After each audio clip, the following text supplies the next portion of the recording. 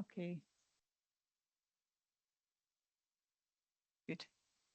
Good morning, everyone. I hope everyone at home also hears us. Amir, can you maybe confirm if you Yes, can? Yes. Okay, great. perfect. Okay, good. Welcome, everyone, both the people joining virtually and people here. It's actually our pleasure as the Waste2Func consortium to invite you here. It's also a bit with mixed feelings because it also means that it's the project ending, and we're also sad because of that, but we're also very, very proud of everything we've accomplished, and that's what we're going to present to you today. So to start, maybe. Yeah. Yes. We have the program. We will go over it throughout the presentation, so I will not lose time by going over the program. Actually, I just want our children to explain to you what the project is all about, and then also our project partners will explain you the results. So first of all, sit back, relax, and enjoy our project video. Once upon a time, in a world not so different from ours, mankind relied on a magical substance called crude oil. It was a game changer to be found in almost everything in our daily lives. Toys, lunchboxes, drinking bottles, shampoo, and yes, even in your toothpaste. But my little friends at the time came to realize that we can do better. Why? Great question, little hero. You see, crude oil is an amazing resource, but not very kind to our planet. That's why we've embarked on the new adventure, using rather unexpected resources, such as food waste. In the enchanted lands of Waste2Func, we use the magical conversion technologies of Amphistar and W to turn food waste into extraordinary things like biosurfactants for cleaning products and personal care, or lactic acid for plastic packaging material. No way! Yes way! Now let me take you on a journey to discover how we did it. Ready? Our adventure begins with preparing a feast for our tiny superheroes called microbes. We take leftover food, cut it into little pieces, and mix it with water. Then, we let the enzymes do their magic.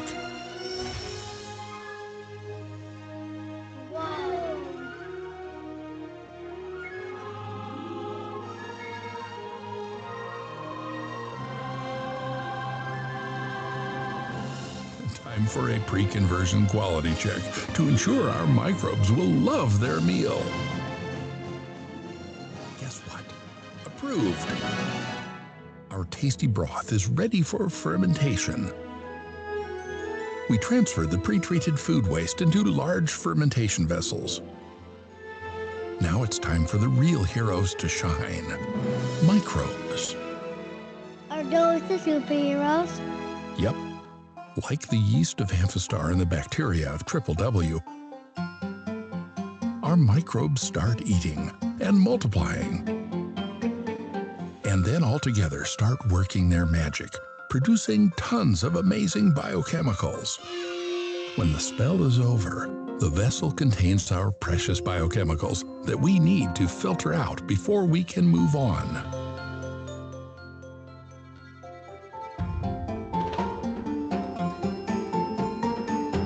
So, my little heroes, buckle up now for a new era, from waste to wonders. Time now to hand over the purified biochemicals to powerful wizards that use them to produce sustainable cleaning products like Ecover, or to make toys, lunchboxes, shampoo, drinking bottles, and yes, even toothpaste. The technology is ready. Are we?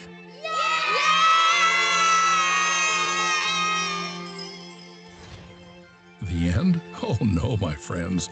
This is only the beginning. The video was lagging a bit in the room. It worked well from home, I think, but it's also on our YouTube channel, so don't worry, you can still watch it over there. Okay, no, that's not. No.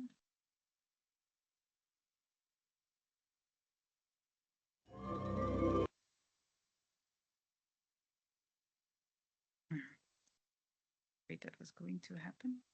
Yes. Okay. Good. Then I hope you enjoyed the video, first of all. Then I want to give the word shortly to our project officer from CBE-JU, Pilar Lorente, to say a word about the relevance of our project to CBE-JU activities. Thank you very much, Sophie, and good morning, everyone here in the room and also people connected online. I have to say it's a pleasure for me to be here with you in this final event of Waste2Func to discuss with you all of the project achievements and results that you have seen, how much potential they have to transform our economy for the better. And if we think back 10 years, when the BBI, the Bio-Based Industries Joint Undertaking, the predecessor of CBE-JU, was born as an action point of the EU bioeconomy strategy, BBI was there to push really this transition from the fossil-based economy to a very, very sustainable bio-based one. And it was recognized the need of structuring a very fragmented sector, of mobilizing the actors across the value chain, from primary producers to technology developers to end users, to bring them together to really transform these renewable resources, these biomass residues, into valuable bio-based products, chemicals, and materials. And now, 10 years after that, with 192 projects funded all over Europe, and hundreds of new bio-based chemicals and materials, as we see in this case, we can see that these ambitions that we were had been in mind, they are starting to materialize. We see this transition happening. So it is possible and it is happening. And Waste2Func is really an excellent example of these changes, of the potential of the bio-based industries to transform our production system by using waste from crops, but also from food processing, from restaurants, supermarkets, into turning it into lactic acid and also bio-based surfactants, which open the possibility to be used in a broad range of applications, such as detergents, cleaning agents, soaps, personal care products, and many more. We also know that we can produce PLA out of lactic acid, which in turn broadens also more the range of products. So this is the potential. And of course, by using these residues, we avoid littering them with all the pollution and negative environmental aspects that it brings with it. But also, we don't only avoid negative impacts, but we bring positive impacts by substituting fossil-based alternatives and other bio-based alternatives less sustainable with these residues. And we bring value, they bring value by producing products with a higher added value than, for example, biomass, which is one of the current uses of these residues. Also, this project is an excellent example of engaging stakeholders from the provision of these food waste residues and crop residues throughout the technology development and the end users, as we see here, and precisely bringing together all these different actors, and from research centers to universities to small and large companies, it what enables not just the developing of the technologies, but also its upscaling and actual deployment. So indeed, with all of it, we see how much this project contributes to the actual mission of CBE, which is advancing the sustainable bio-based industries by developing the technologies, but also upscaling them and deploying them in Europe and bringing the actual environmental and positive socioeconomic impacts. So, and now that the project has ended, so we could ask ourselves, has it been successful? So there are many ways in we could measure success, right? But I think probably one of the most meaningful ones is to see what is going to happen with the results. Are they going to be uptaken? What is their prospect?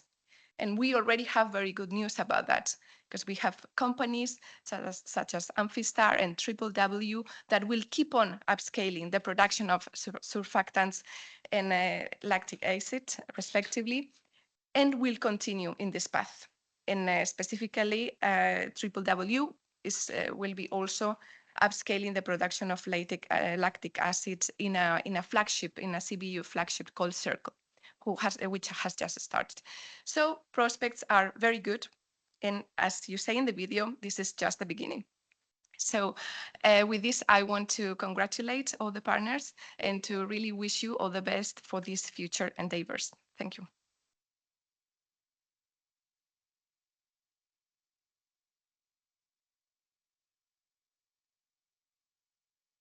Thank you for these kind words. That's very nice to hear. So next on the program, we invited Mrs. Ursula Frison-Somoji from DG Agri, and she's going to highlight a bit the relevance of this project in the context of the agricultural transition in Europe. So the floor is yours. Thank you very much, and thank you very much for the invitation. It was an amazing video. So really good job, and very much interested to listen to the presentation afterwards to understand also what exactly you have found out in the project.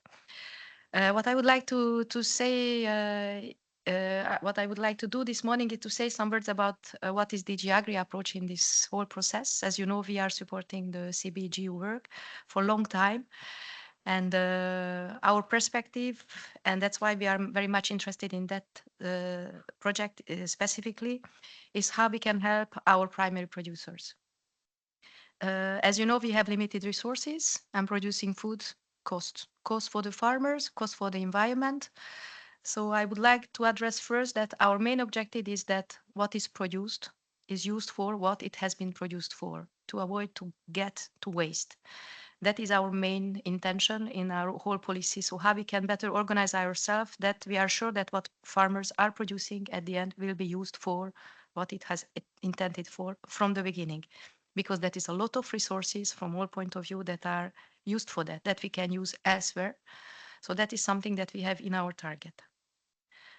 But if we cannot avoid having waste, and to a certain extent we cannot avoid it, we can has it as an objective, but it cannot avoid it. So we always have waste. The question is how we can valorize that waste. And on that, we count very much on the work of CBE to help us to see also with the industrial partners how we can make out something positive from wasted product. And I like very much the box you have put there. How we can valorize the waste so it is not anymore a waste, but it is something that has a value. And when you do so, our objective in DG Agri is that this valorization also contribute to the primary producers. They have a problem of income, so we see all the bioeconomy related activities as a potential additional income for farmers. So I hope that when you have reached out to farmers, and in that case, I understand you have also involved primary producer very much in the process. You have also have in mind in the business cases that you have developed the intention to valorize this material that come from the farmers. For them, it can represent an additional income and stabilize their income. That is one of the difficulties that we have in the sector. And in the discussion, I hope we will have some information on how far it was easy or not easy to engage with farmers, how we were able to identify the waste that exists at farm level, and whether you have put in place a system when the collection and the valorization can be done in a systematic way. But I am very happy to see that there will be a follow-up project that will probably take over on these issues. That would be all for my file. Congratulations, and thank you for the invitation.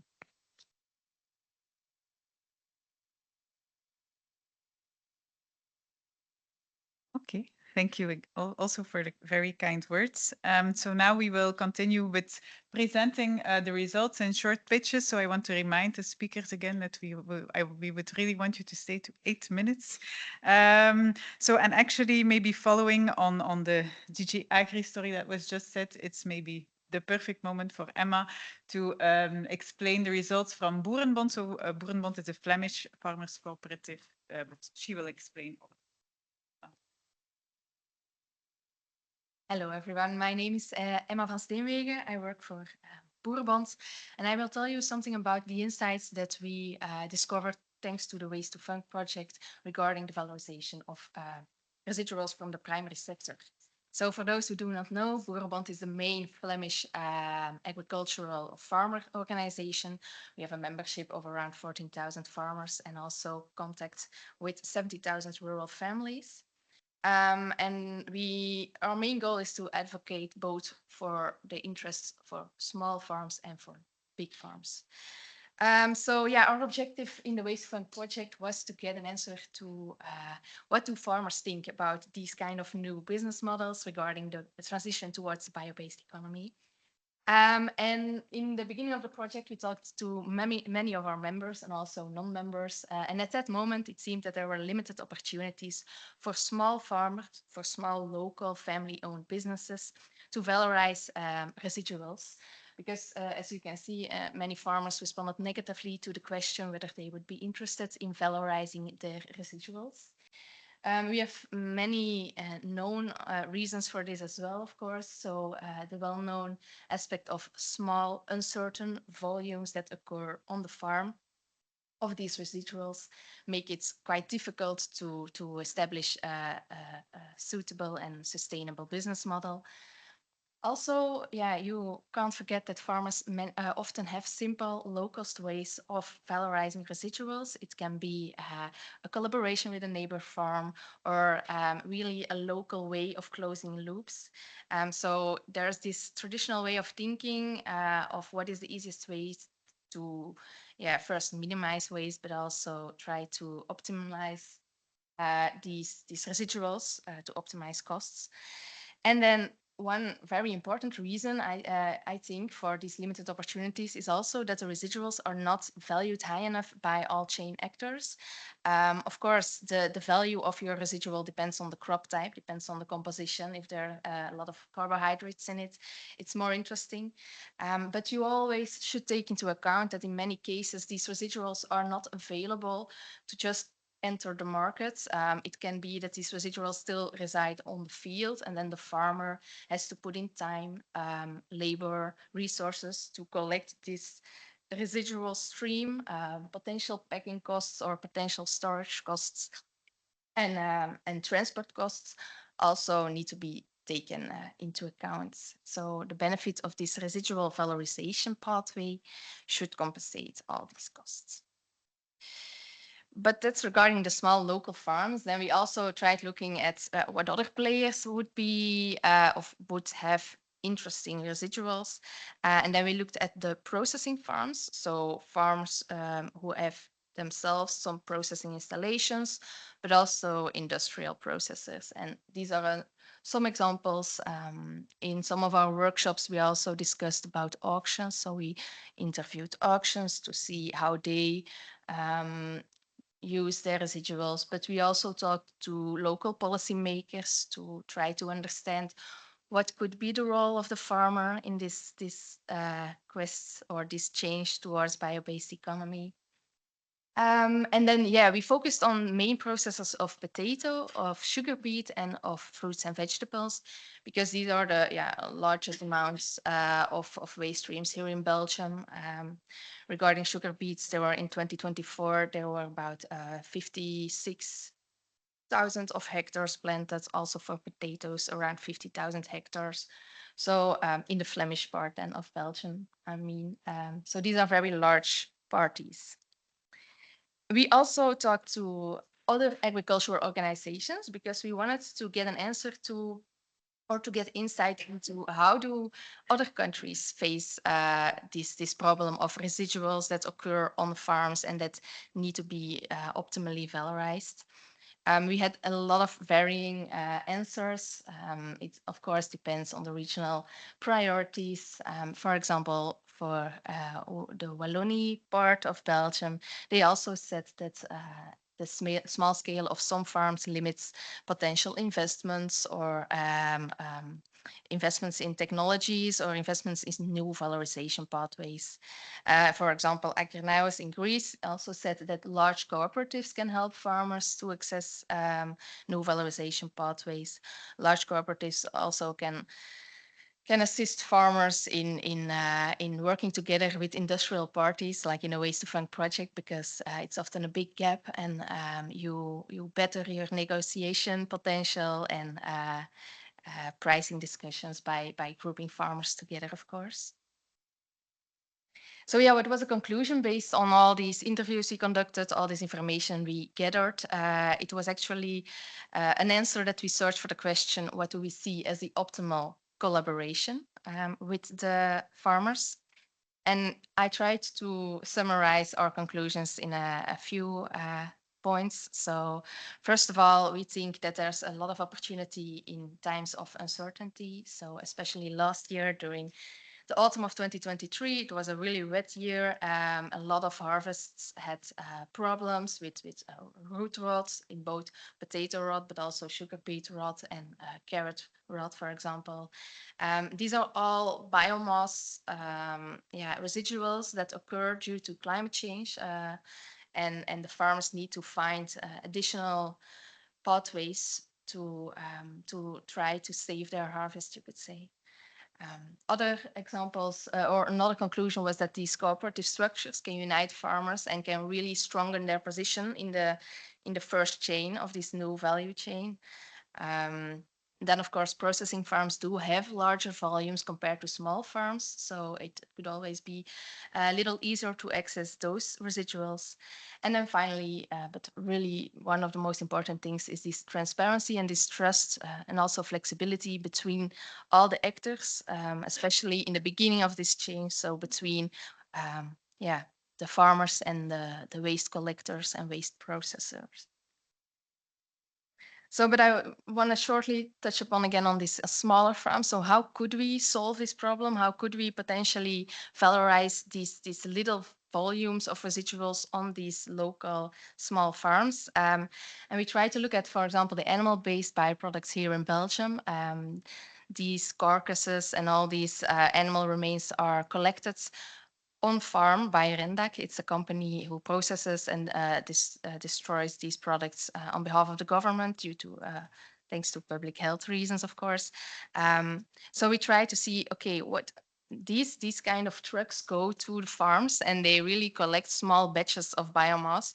So how could we try to elaborate this and extrapolate towards plant-based byproducts? In this case of Rendak, who pays for this kind of collection, it's of course the farmer through a kind of subscription to Rendak, but it's also the government because of these public health reasons.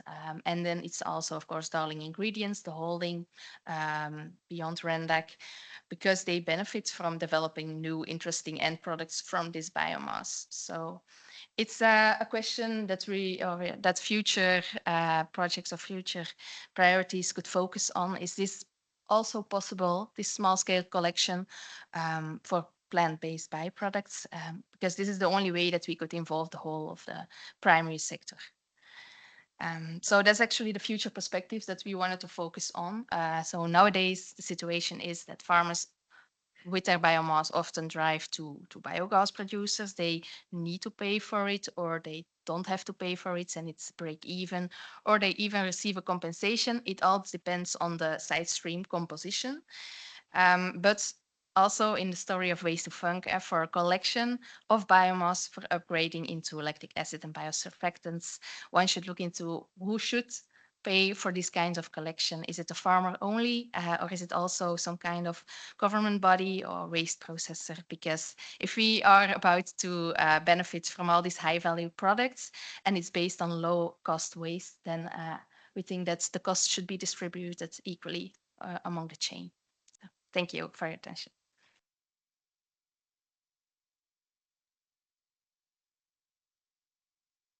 Thank you, Emma. I think this was very interesting conclusions to think about. So now maybe the perspective from a large waste collecting company. So I'd like to invite Thomas Anne from Darling Ingredients. So it's you. Hi, my name is Thomas, like Sophie said, Thomas Anne. I'm working for Darling Ingredients, Ecoson, the former group Op de Beek. So the last 4 years, different company names were used because we were acquired. And I'm quickly going to introduce the company names so everybody can follow. So First of all, Darling Ingredients. 2 years ago, Group Op de Beek was acquired, or a part was acquired by Darling Ingredients International. It's international, so they have a headquarters in Irving, Texas. And for Europe, they have headquarters in Son in the Netherlands. It doesn't really matter, but they have 200 locations worldwide. And they normally work around animal byproducts. And with the acquisitions like Group Op de Beek, they are introducing themselves in the market of organic waste in general. I don't have the time to... sorry. I thought the room was small enough. And normally I'm too loud. So just quickly, Group Op de Beek Materials and Treatment was the first name introduced in the project, I think, and then Biogas Solutions as the waste collecting company. We are a waste collector and a waste processing company. So in the project, we were collecting the waste. We developed an application in the project to facilitate this collection. We are a waste processing company, so we also hosted the pilot of the lactic acid production. And we, of course, have information from the field to be shared with all stakeholders and partners. We were acquired, so first of all that, and then the names changed. So in Darling Ingredients, in Belgium you have Rendac, like Emma already said, Sonac and Ecoson. Rendac are dead animals, the processing of dead animals. Sonac, a bit of the same, and Ecoson is the collection of organic waste in general. It's in the Ecoson branch that the Group Op de Beek companies were acquired. And now you can see Op de Beek is becoming Ecoson Energy, Biogas Solutions is becoming Ecoson Materials, and Compovert is becoming Ecoson Nutrients. So all these names are possible that you can find them in the text of the project. It's all the same. We're still the same company, the same processes. This is our process. I don't have the time to explain it all, but the main line is that we collect organic waste. This can be in bulk, just potato starch from a potato processing company or sludges from an organic wastewater treatment facility. Or this can be packed waste coming from supermarkets, coming from restaurants. If you don't eat your plate at the lunch, then it's possible that it comes into our process at the end of the week. So we're going to treat, if necessary, on site. This means normally unpacking. We're going to separate organic matter from packaging material, mostly plastics, sometimes glass, metal, whatever. We do it manually or mechanically. And the goal is to make a kind of mix, energy mix, a soup that we can feed to the anaerobic digesters. So that's a natural process. It's a fermentation in a controlled environment. And the goal is for us to produce biogas, because the methane that we produce can be energetically valorized in a CHP, combined heat and power. So they will produce electricity, sustainable green electricity and heat. Electricity is used or sold to the electricity grid, and the heat is used in the post-treatment of the digestate coming from the digestion. I don't have the time to explain all the next steps for the digestate, but what we try to do is to take out the water and purify it and just discard it to the environment, and to concentrate organic matter and nutrients, and finally produce products that can be used as organic fertilizers. So all incoming material is leaving our site as a biochemical, an organic fertilizer, or clean water. Next is a very bad print screen of the scheme before. So as a Group Op de Beek, just to explain that in this case it was the pilot of W for the lactic acid production, but also for Amphystar could be the same. In our process, we're aiming to convert organic matter, so lipids, carbohydrates, and proteins into biogas. But of course, there are other fermentation pathways like lactic acid. So the pilot is an interesting or a potential interesting step in our process, where we can first of all produce lactic acid if it has a higher value, and then the remains, the digestate coming from this fermentation, can still be used for anaerobic digestion into biogas. And then you have all synergies that can be made. You can use the heat from the installation, the electricity from the installation. We produce ammonia water that can be used as a nitrogen source in the process. We have water, so demineralized water if needed. We have processed water on site. So there are a lot of connections to be made. So that was for us the idea to join the project. Of course, it's an alternative valorization route as we have today and as most of the anaerobic digesters have. So this brings the first question for a commercial company. Is it techno and economically feasible? What about regulation? Because we're using a waste, but you want to make a product. In Flanders, it's quite well managed, but if you cross the border, then the legislation is different. What's the market readiness? Is there interest? Is it going to cost more because it's a bio or a green or a sustainable product?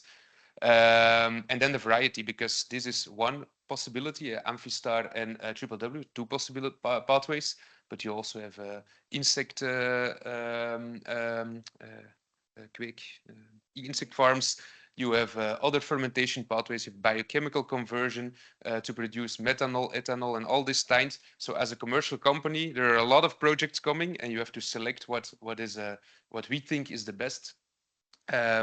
So for this project, we were in the work package of the mapping and the optimizing of the feedstock, of course, and the supply chain, and then the demonstration of the biosurfactant and the lactic acid production on or off-site. A few pictures just to give you an idea of the type of waste we process. These are the easier ones. You see fruit and vegetables, you see donuts. There's probably a reason we can't eat them anymore, a microbial reason, or because they are frozen, not hard enough, or whatever. And then like pastry waste, above you have probably bananas from the other side of the world coming to our site. But we also have this type of waste coming from supermarkets, bananas that are already rotten, bananas that are very rotten and already become a milkshake in the trailer. So this is less easy, and this has a lot of handling to separate the organics from the plastics and the packaging. Some bottlenecks that we've seen in the project. So you have the former food waste, there's the packed waste, and you have the bulk waste mix. That's everything that has not much handling. For me, I always say aim to the difficult waste, because difficult means not everybody can do it, and it has a better cost. So there's a higher carbohydrate or lipid content to the costs. There is a lot of waste available. Legislation is becoming also more strict. From this year, all companies have to collect organic waste separately. So they are obliged to do it. It's a bit of a niche market because not everyone can unpack and can manage this type of waste.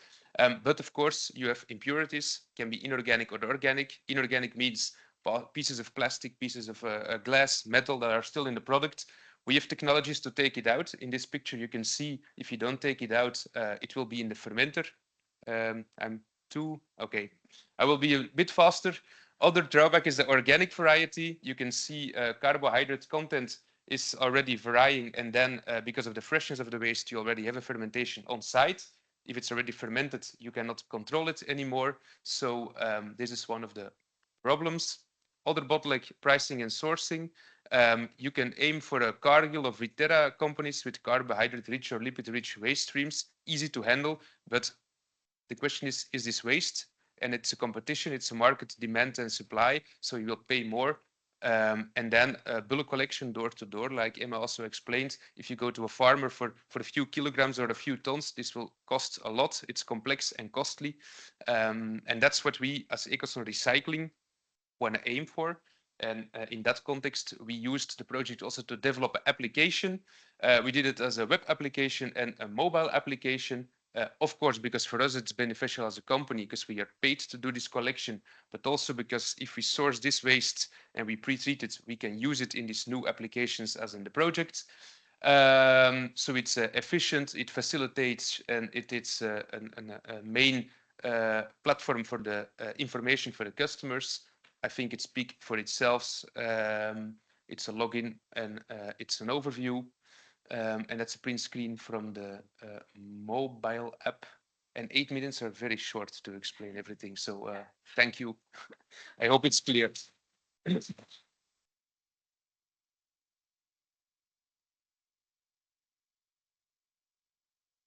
Okay, thanks a lot. And I think now it's me. So I just realized I think I forgot to present myself at the beginning. So I'm Sophie Lodens. I'm the coordinator of the project together with my colleague Estelle, who's in the back.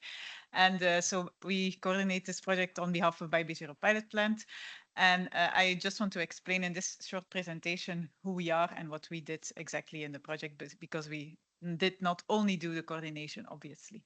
So this is a nice picture of our plant situated in Ghent here in Belgium. So we were founded, so first of all, we are a multi-purpose pilot facility. We do process development, scale-up and custom manufacturing of bio-based products and processes. I will come back to the details of that later. We were founded in 2008, operational since 2010, and basically we are open access, so anyone can come in and do process development or scale up with us. We are also fully independent, so we have no industrial shareholders. There are several investments being done by the EU, Flanders and the Netherlands for new equipment. Some of these are still ongoing. We have some quality labels, ISO 9001, and we can also produce food grade, as you can see. And these are approximately 178 employees. So we have grown steadily in the last years, actually. So this is then a figure of our plant. So we have several halls, and basically this shows what services we all offer. So we can do biomass pretreatment, biocatalysis, fermentation, green chemistry, and also very important downstream purification of compounds from one of these first four technologies. And that's often the most challenging step in the process. We obviously also have a lab, a technical department. We are a big plant, so we also need warehouse and logistics. And we recently also opened a new office and customer hub building. So it's quite big, worth a visit if you are ever in the surroundings. And maybe how to collaborate with us. We have a double business model, let's say, in a way. So we have, on the one hand, we do private projects. So that's bilateral for a customer. We can go from lab scale up to 75 cube scale in biomanufacturing. That's a fee for service model. It's always a confidential collaboration, obviously. So we will not communicate to anyone about the collaboration unless the client wants to have a testimonial about this. And also very important, all the IP remains as well with the customer. So 75 cube, this was the time in August when the 75 cube fermenter was placed in the building. So then the roof was still open, now it's closed, and actually now running its first process. On the other hand, we have public projects like Waste2Func. So like this one, we have many of them ongoing, mostly European in Horizon Europe, CBE-JU, can also be Interreg or nationally funded projects. And actually, Waste2Func is a nice example of where these two intertwined a bit, actually, and nice things came out for public projects because of private collaborations and vice versa. And that brings me to what we've done actually in Waste2Func. So actually we started our private collaboration with W back in 2016 with a super bio voucher. I looked that up, I didn't know it myself, but so it was already a long time ago. And we also had the biosurfactant technology still combined at Ghent and BBI JU Pilot Plant, but Sophie will explain all about that back then. And we saw that that also worked on food waste. And then actually we decided, because there was this nice BBI JU call, that we could combine both technologies in the Waste2Func project, actually. And that also led in the project then to the founding of Amphistar, but I will let Sophie explain it after me. As Pilar also mentioned, we have two follow-up CBE-JU projects that also came from this, and also a lot of bilateral work next to the project. So basically, it's a nice example of how this bilateral work and this public work nicely intertwines. And this is not the only example, actually, of how that nicely worked. So what we did then exactly in the project, so first of all, we established a demo hall. So we completely separated our gray hall basically for waste valorization. So it was an existing hall that we separated from the rest of the plant. And there we have added a lot of refurbished and new technical grade equipment for the Waste2Func processes to handle the food waste basically.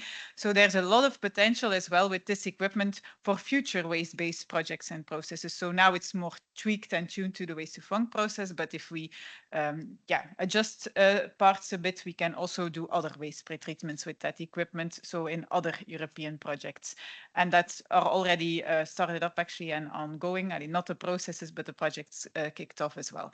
And in the project, we did a food waste pretreatment at 1 cubic meter scale. That was mainly for to have for Amphastar to have the feedstock for their fermentations. And this is actually an image of this gray hull with the gray floor. And this was actually the first food waste pretreatment while it was running a few years ago. And obviously, we also did quite some scale-up work for both BBI and Amphastar because we are that's our business. That's what we do, the scale-up basically. So this was always in nice close collaboration with them. The processes were in that way also improved for both of them, and still was and still is a very nice and fruitful collaboration. And here you can nicely see the handover from the food waste to our process engineer, to Amphastar, to Ecover, in both cases. So this is in front of the fermenters that were used. So it's a nice example of a nice collaboration. And then maybe as a final thing, I just want to say, you've seen the video in the beginning. The video was also made by our communication team under the wings of our communication manager, Katrien, who's here on the top right of the picture. So she really put her heart and soul in this. And I also want to take this opportunity. Unfortunately, she's not here but I hope she's listening or will listen afterwards. But I really want to thank her for her enthusiasm. We had very crazy ideas. I think she really managed to make the crazy ideas in a wonderful video together with the video guys who did it. So these are some behind the scenes images, really nice. So that was everything we've done, and I think we can be very proud. Voilà. So this was me. And I will hand over the floor to Sophie Roelands. No, voilà.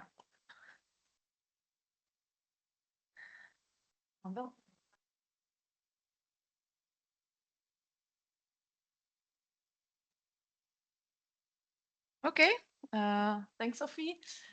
Oh yeah, stay here. Hi, everyone. So for me also a weird moment because Waste2Func was one of the last projects that we wrote it together when I was still working at Biobase. So yeah, it's a nice project coming to an end, and we made a lot of really nice things inside, and I will explain you a bit in the presentation. So at Amphastar, our main credo is making biosurfactants mainstream. And I hope you will agree after the presentation that's really what we're doing. As a company, we work on three main pillars, I would say. We have expertise in the pre-treatment of waste streams, because if you've looked well to the presentation of Thomas, you've seen that it's still quite murky stuff that you cannot just put into a fermentation vessel, which is quite expensive equipment.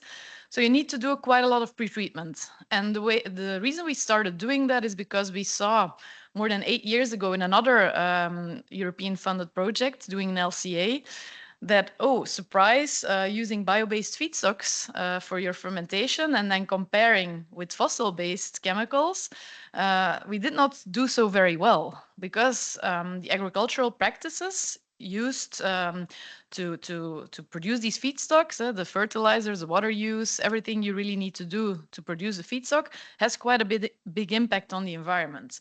So at that time, we started to think, maybe we should start looking at waste feedstocks. And eventually this project then came out. So that's also where we have a lot of expertise to start using waste as a valuable feedstock. Microbes, synthetic biology. So we are a spin-off from Ghent University and the Biobase Europe pilot plant.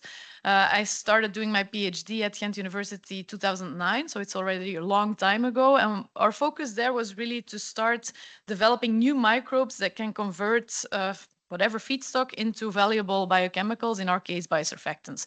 So this is also something that really sets us apart, making new microbes, making designer molecules with them. And then production, as we are a spin-off from Biobase Europe pilot plant. All these technologies have also been developed and scaled up in the lab and then in the halls of Biobase throughout the years. So of course, there also we have yeah, we're not just lab people. We know what works, what doesn't work, what are technologies that are available at scale. And so that's also something that is, of course, very valuable to bring new technologies to market. So then I come to surfactants, and I will give you a brief idea of this market and what we're trying to solve here as an issue. So still a lot of the products we use in our daily lives, our soaps, our shampoos, anything you use in your household or your bathroom still contains quite a lot of fossil feedstock or is produced from fossil feedstock. We all know that's not good. We should keep it in the floor, that fossil CO2 should not be released to the atmosphere. You have long supply chains to get the fossil feedstock to the production plant to convert that into the chemical that then goes into your shampoo. And the process to convert that fossil feedstock into those surfactants is quite harsh. So high temperatures, high pressures, toxic catalysts, and also toxic byproducts in the surfactants that are in your products in your households. So not so nice. Then, yeah, in the 70s, people started already to think, yeah, maybe we should start looking at bio-based feedstocks. And then the whole palm oil idea came up, which in essence is a good idea because palm is a really productive crop. But of course, if you want to start replacing all that oil-based chemistry with palm oil, then you need a lot of land. So deforestation comes up. And if we look now at the market, it's still quite small and it's a huge issue already. So I think you can also agree with me, it's not the solution for long-term future. Also here, the same processes are used to convert these feedstocks into the surfactants. And you have these long supply chains. Then maybe I will skip that one because I am afraid I will run out of time maybe. And then come to the Amphistar example. So you can in fermentation start using first generation feedstocks, sugar and oil. That was what I skipped in the previous slide. You use a biological production process, but then again, if you would then start producing that mass scale, you again end up in the same situation as the palm oil issue. You need land, you need a lot of energy, water to produce these feedstocks. So we decided, okay, we have to start looking at waste and side streams. It makes sense in an integrated biorefinery concept, circular bioeconomy. You can do local production, which has many advantages. You don't have any direct land use. We use mild biological production processes, so not high pressures, high temperature, toxic catalysts, or catalysts are microbes, so they're biologically and safe. And we can produce pure and biocompatible surfactant molecules with our technologies. And so in a whole, we're decreasing the environmental impact with these products. I already explained this. So surfactants are everywhere in our daily lives. So we can create a huge impact to start replacing those chemicals. We'll skip this one. And we see in the market that there's really a push now for all the reasons that I just mentioned, but also some new laws come up, for example, 1.4 dioxane, which is a toxic chemical in surfactants that are used in toothpaste, for example. So we see that the industry, governments, everyone is awake and wants, of course, sustainable and safe surfactants. So we set up the company 5 years ago, and now we grow to a team of 20 people. And then I will switch to the project because I'm running out of time already and it's not reacting anymore. Wait, now it's coming. So, yeah, the photo taken at Thomas's place where he works, quite a dirty feedstock. So this is the feedstock we wanted to start using and which we worked on in Waste2Func. It's really dirty. But when you start retreating it, you can get something like that, which we then scaled up at BioBase Europe pilot plant within Waste2Func. So as I mentioned, you cannot just put this in your fermentation. That will not work. We scaled the fermentation processes to convert these waste feedstocks. So we used 3 in Waste2Func into a final biosurfactant here as well, you can have a look at. So it's fully waste-based. No first-generation feedstocks were used. And we made some nice promotion pictures here to see you can really make ingredients for personal care and home care ingredients with these waste streams. And that was all done within the Waste2Func project. So I think we can be really proud of that. We also did some performance evaluation, of course, because, okay, it's nice to make it, but it has to work. works very well. And that also then urged Ecover, which was another partner in the project, to start using that ingredient in an ecological cleaning solution, which was brought to market last year, which we are very proud of. And also, again, Roel, props to you to making this happen, because it was not easy. And I think it's really brave for a brand to do this, because the dirty waste that you saw is really in there.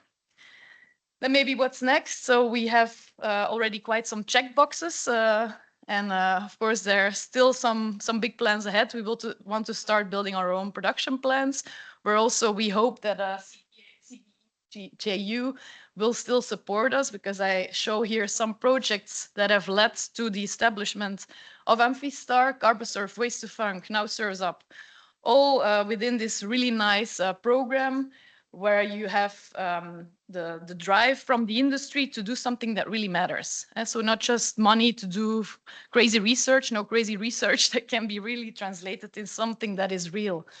And we saw, I mentioned a few people already, but there are many others in the project where we collaborated across the entire value chain. And that's also something big and CBE-JU is pushing for, and which is critical. If we want to make bioeconomy work, it's critical.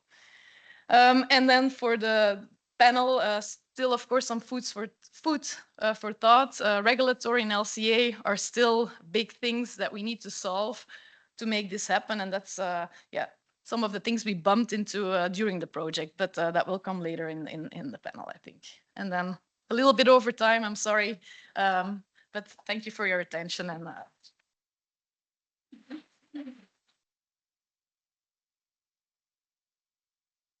thank you, Sophie. And now Amir is joining online. So Amir, I think you can unmute your mic if you're still there. Yep, I'm still there. Okay, great. I will control your slides, and you just tell me when I need to hit the next one. All right, thank you. Nice to meet you all, everybody. Sorry that I couldn't join face to face, but I will present BBI and what we've done as part of the Waste2Func project. Next slide. So BBI developed a technology to convert food waste into lactic acid, which is a platform biochemical. Lactic acid can go to various types of applications, from food to cosmetics to cleaning, and also PLA bioplastics. So very diverse range of applications. Yeah, next slide. We solve two problems simultaneously. First, we maximize the value of food waste instead of being digested or incinerated or, God forbid, landfilled. But Thomas talked a lot about food waste, so I'll not waste my precious time on that.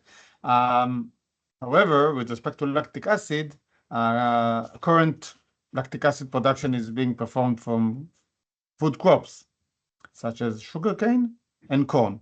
What we want to do is to replace food crops feedstock with food waste. By doing that, we also eliminate the need to place production facilities in places where sugar is very cheap, like Thailand. So we also save the freighting. We can also build much smaller facilities compared to the benchmark industry, which will result in local production in the EU. And doing all of that, and also keep a very environmental process. So the process is carbon negative, has carbon negative footprint. Next. So this is the process in a nutshell. We take the food waste, we ferment it using our proprietary microorganism. After the fermentation process, we clean the fermentation using our proprietary downstream processing and purification technologies until we get to the pure, nice, clean, transparent lactic acid. The lactic acid can then go to be used as feedstock for the PLA production. We go back to the process in the PLA recycling, where we can bring the PLA back directly to the lactic acid production. Of course, it's more techno-economical because PLA is pure lactic acid. Yeah, next. So if we can show some short comparison between us and the legacy producers, with respect to carbon footprint, like I mentioned, we have a negative carbon footprint. We don't use any land because we don't need to grow crops. We just use the food waste coming from these crops. Traditional lactic acid producer have a gypsum byproduct. We have none. We have only compost that can then be used in places such as Darling ingredients. From respect to lactic acid derivatives such as lactate salt, which is also another product coming out of the lactic acid. So legacy producers need to produce it in an additional step while it is built in our process to produce the lactic salt. And like I mentioned, we can have much smaller facilities, and we can produce wherever there's enough food waste, which is almost everywhere. Next. So this is how it looks like. We take this brown, messy, smelly food waste. We ferment it until we get to this brown soup. We clean the brown soup, make the pure lactic acid, which can then be used, for example, in Ecover product. And like Sophie mentioned, both of the Sophies mentioned, Ecover did an amazing job putting this type of products into the market. I really think it was a game changer for all the parties involved. Next.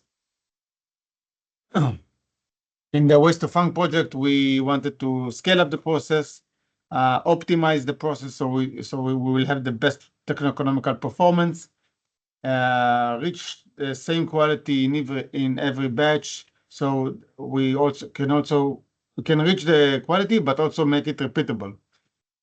Yeah. Next.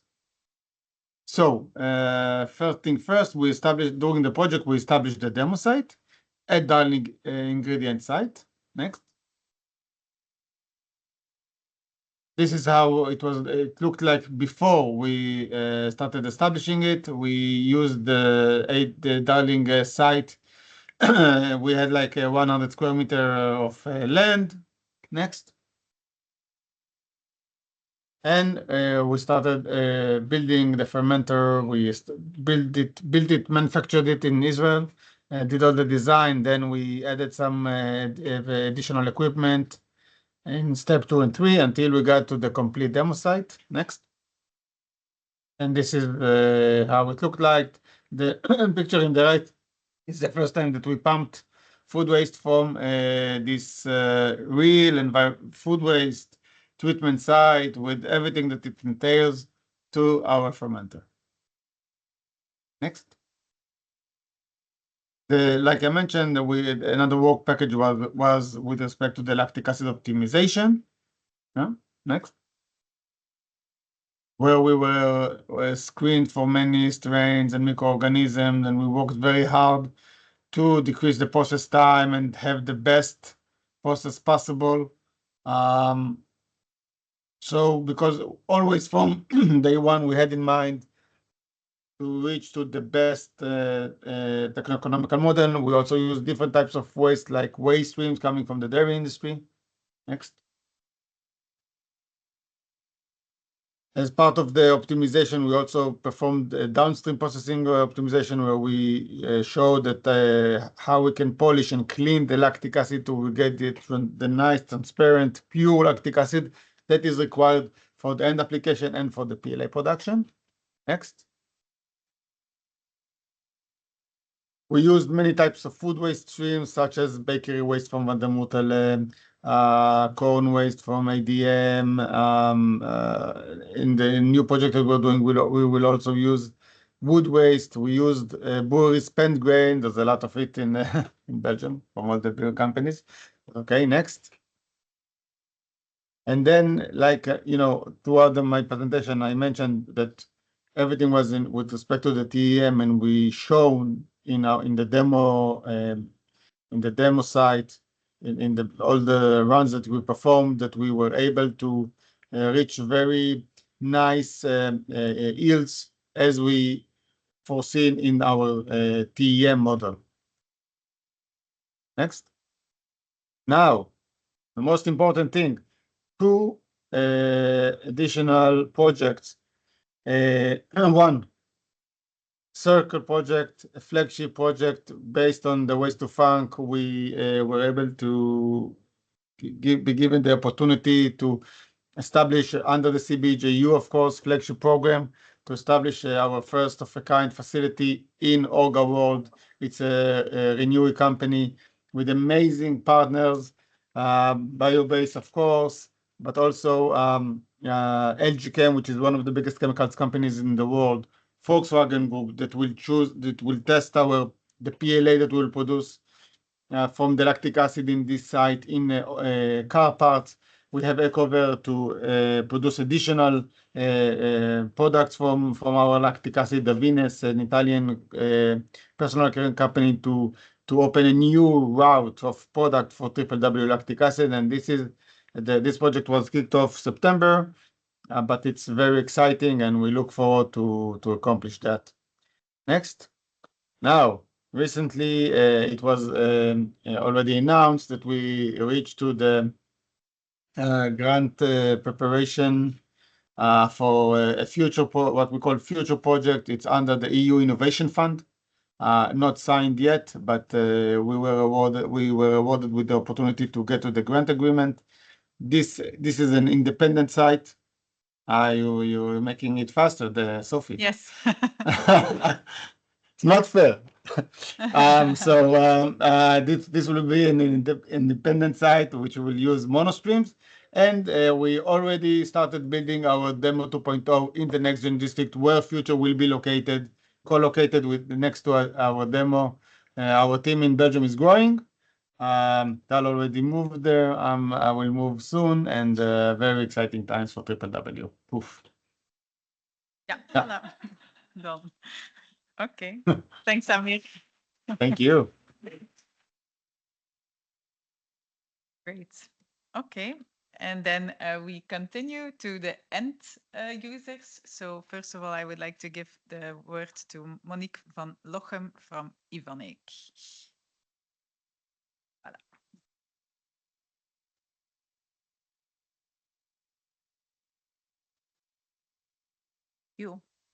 Thank you very much for inviting us to say how we, how we like your products. Let's say that way. Okay. Go this way. So, feedstock transformation in the surfactant industry.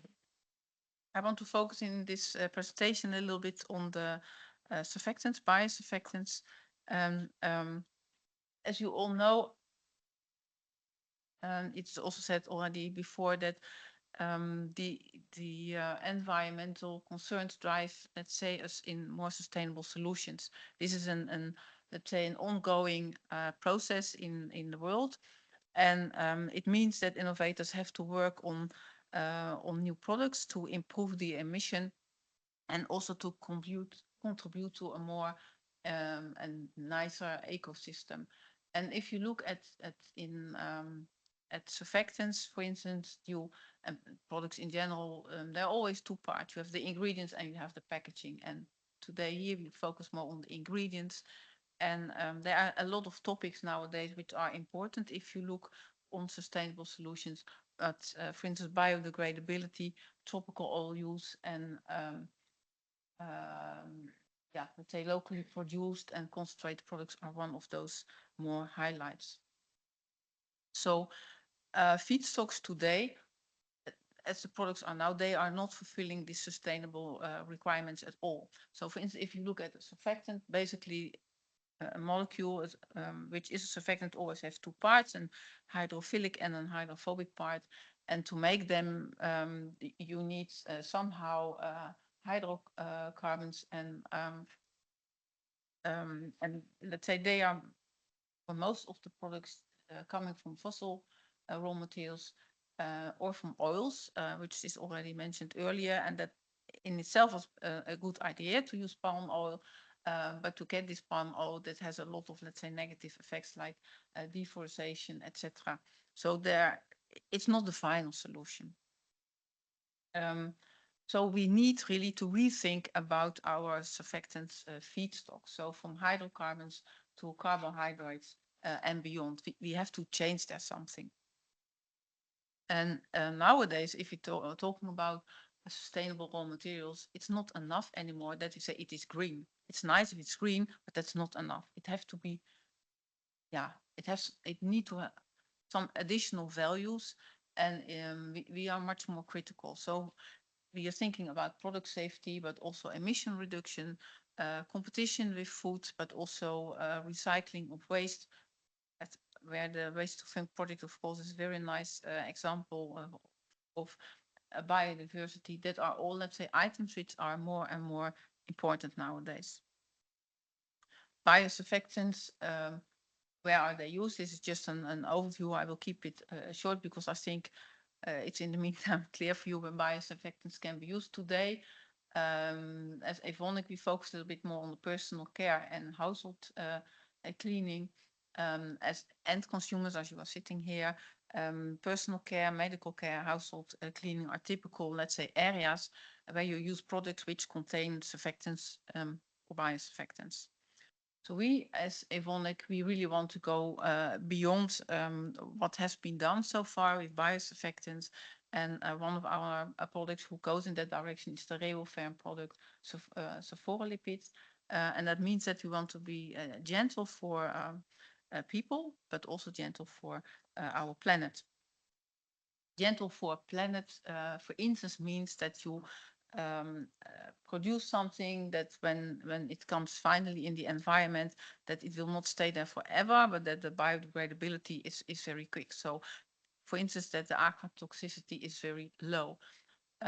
You can see here in this diagram a nice overview where we compare our RevoFerm products, and the RevoFerm SL1 is a sulforolipid product with more conventional surfactants like APG and SLES. And the higher the bar, the lower the toxicity is, because that is, let's say, more the speed of degradation. So you can definitely see here that those biosurfactants are performing much better than the more conventional surfactants. Of course, it's nice if let's say the product is good for the environment, but in first place it should also be nice for your skin. For instance, if it is used in a cosmetic, you still want that it is also nice for your skin.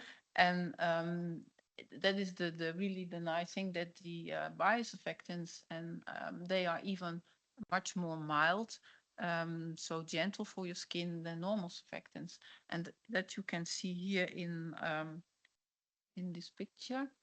I think this picture say a little bit more maybe than those graphs here, but this is an example of a conventional surfactant. So you can see this is a test where they put a patch on the skin for 24 hours and then take it off and then see what the effect is on the skin. Now here you can see that, let's say, with a conventional surfactant, it's really a red. This is another one which is a little bit better, but you can see here the RevoFerm SL1, so the sulforolipid one, and the Randolis one. You don't see any difference with the control, and that's also what you see here. So this is one example of let's say benefit of a biosurfactant. Another example is, for instance, in household cleaning. So you all know the washers, and I think you also realize that if it's finished and you open, you don't want to wait forever until it is dry. You want that it is dry as soon as possible. And you can see here that using these products, that the drying is, let's say, improved much more than, let's say, with competitor normal surfactants. And that means that the performance is better and that you don't have to wait so long. Another example here is, this is a kind of test what we do. So you put a standardized dirt on the plate, and then there is a machine that's scrapped. And then after, in this case, 35 scrapping circles, you see, or you check how much of the dirt is gone when using different products. And here you can see in the first example that is only a rhamnolipid product containing. This is a product which is a mixture of sophorolipids and rhamnolipids, and this is a benchmark product, and this is another, let's say, more eco-friendly formulation. And here you can clearly see that especially the one with the sophorolipid outperforms the other ones. So if you compare all those results, then for us it is very clear that waste-based sophorolipids still give a very high-performing and at the same time is very mild. So the Waste2Func project provides an excellent opportunity to develop the process and let's say in a further direction from to use really waste. You have to realize that the proposals I show here, they are used with done with sophorolipids, and we see similar results when we use the sophorolipid produced from waste. So that is you don't see any negative effect. It's as good as other biosurfactants. And we think that this is yeah, really, let's say, a nice way of introducing and the right way forward. So for us, it's waste-based sophorolipids bring, let's say, really to a next step and next generation for material transformation. And yeah, closing the loop with waste-based sophorolipids, we think it's really nice. Thank you.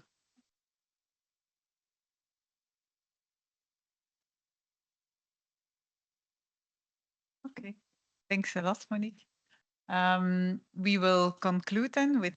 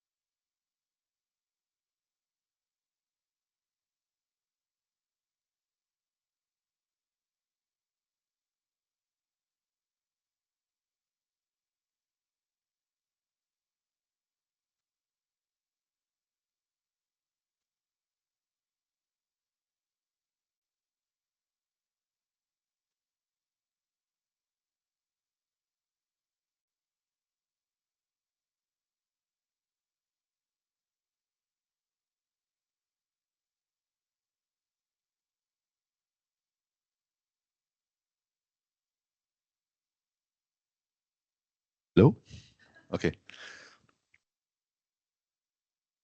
I feel like I'm being sabotaged on time now. This doesn't count, huh? Are you okay or? Okay. So a great example and something that got us thinking, what else should we be doing? What else can we do? We were already in conversation with both, well, I'll say with W, on the technology prior to the project. So it didn't take a lot of thinking to say yes when we were invited to join the Waste2Func consortium. I will be talking about what we've done in the project, but in reality, I want to focus on only one of the 3 bullets that I have on the screen here, conscious of time. So obviously, when W and Amphastar started generating samples, it was our task then to see, okay, how can we really make this into products then? How does it compare to industry standards?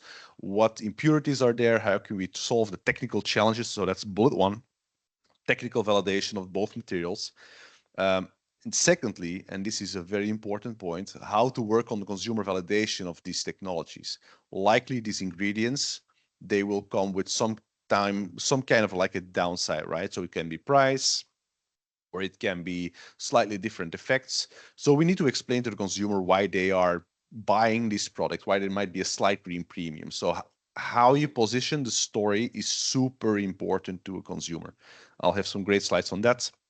And then obviously, iteratively, we kept working on the business side of things as well. And we're still working on that, right? So if there's a green premium, what products, that's all right. What products do they fit in best? That can do with concentration. So I'll spare you the details, but the business case is really, really important for us as well. So some slides on technical validation, but really briefly. So we did a lot of testing of the ingredients, trying to understand what's the right quality of the ingredients we need, which impurities can we tolerate, which one can't we tolerate. We're looking at a different process, production process than how it's made standardly. So this was a very important task. This was a lot of work, but it was also a little bit boring, so I will spare you the details on this. Important to note is that from a performance point of view, there is no leeway here. This needs to be on par with what's currently in the market. So for lactic acid, it's a descaler mainly in the formulations.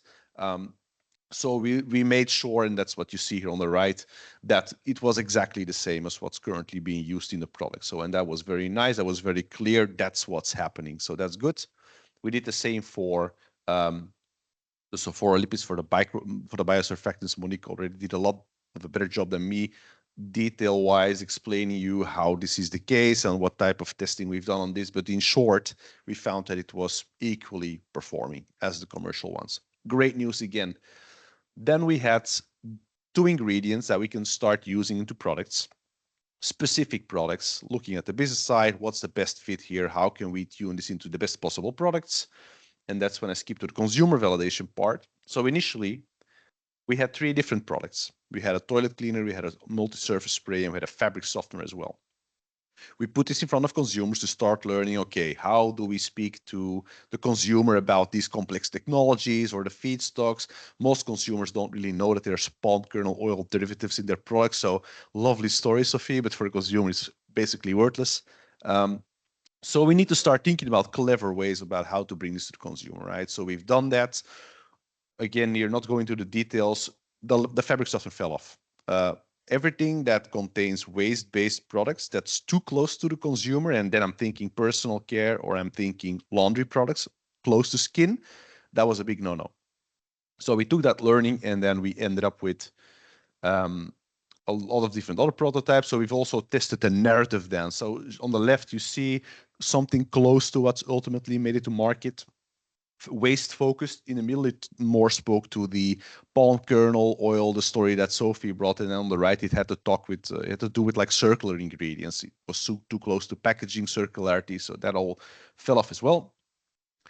So I will skip the insights. I think I had the most important ones just now, and so we ended up with then the prototypes that are now here. They were commercialized. They've already been on the screen. They are here. So it's a toilet cleaner on the left, 81% food waste, excluding the water. A multi-surface cleaner on the right, 97% food waste content, excluding the water. So amazingly high contents of food waste and in both products. And we've commercialized these. So We made 2,000 boxes of combination of the products that we sold D2C. And had great response on that. I have a lovely video. It's on the website. I suggest you look at it Food yourself waste. because I'm From out of time. No, yep, I'm out of time, please. Welcome. Great consumer response, sold out really quickly. A lot of online engagement from consumers on LinkedIn. We did some sharing with some stakeholders within the community as well. So it's very clear now to our suppliers what we want and what we're looking for. In short, a great success. This is one of the most successful projects I've ever been part of. So I'm really proud to be standing here and to have the products with me. I want to thank everyone else involved because this is very much a team effort. And the output shows for that. So very quickly, some remaining hurdles. And this is only, I'm echoing what everyone else will say, but clear LCA frameworks, very important to assess the sustainability profile. Same for anything that gets me labels on the bottles. Talking to the consumers is really difficult. I need a good label that does most of the work for me. Non-existent today. Business case stays really important, and then consumer understanding and perception, and that's a challenge for ourselves. How do we talk to consumers in a better way about these types of novel technologies?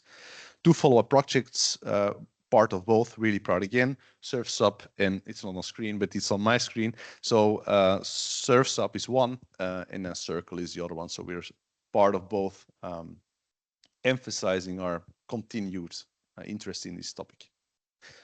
Slightly over time, but I did my best. Thank you.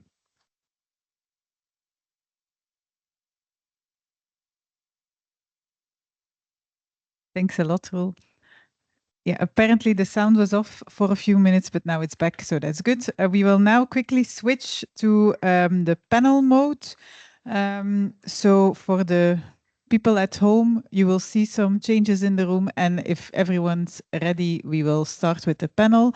So I'd like to invite Sophie, Amir is online, Lucy Montgomery from NNFCC, Maxime Elia from Arch Consulting, Angel Colo from Europa Bio, and Marco Pellegrini from CEFIC to the stage, to the chairs, and then we will start the round table.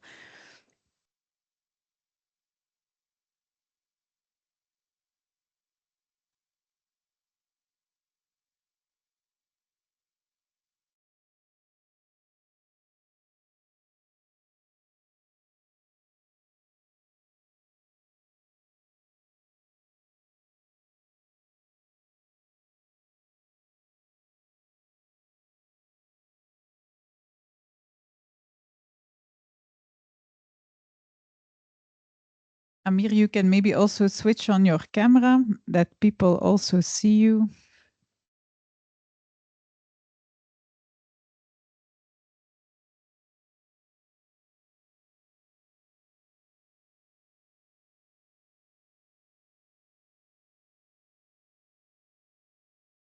Oh yeah. Oops. Yeah. So, okay. Yeah. Wait.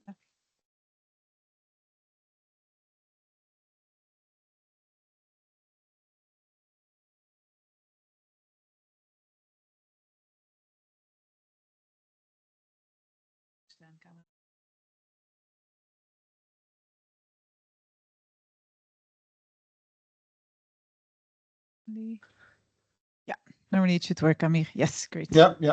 Thanks. Okay. Good. I will maybe add a second mic. That will.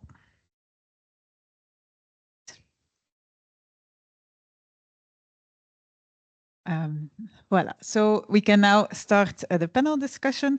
So as you have seen on the slide, I've invited some people to discuss a bit the hurdles, the barriers, and the opportunities, and also the priorities that came from the project.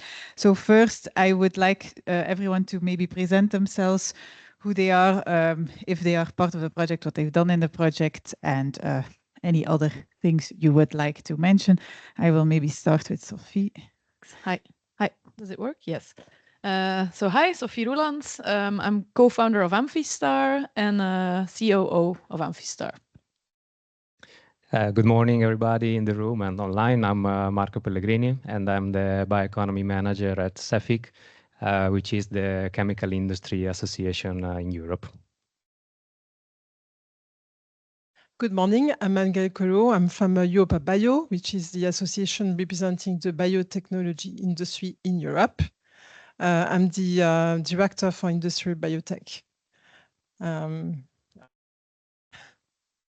I'm Lucy Montgomery. I'm from NNFCC. We're a project partner, and our role in the project was feedstock mapping for the feedstocks that didn't come from the primary sector, so wastes and processing residues, market research, and we were meant to be doing business planning and sort of exploitation strategies, but the project was already done really well. So actually, the business plans were almost already in place.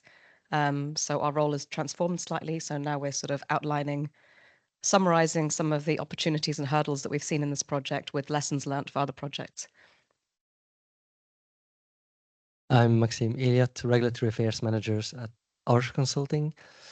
Partner of the project, our role was mainly to map and try to overcome the regulatory hurdles in the project. So when you want to put chemicals on the market in Europe, you have to fulfill many different legislations.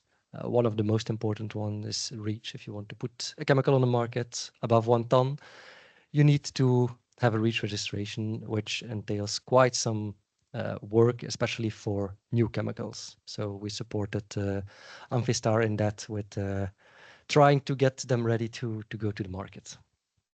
Thank you.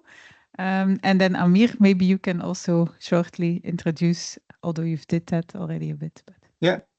So Amir Oranim, co-founder and CEO of W. We were responsible on the lactic acid production line. Okay, thank you.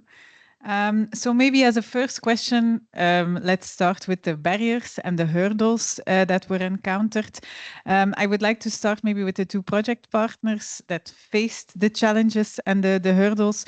So maybe first, Sophie, can you maybe say what the main barriers and hurdles were to get your products to the market, to not be able yet to get there?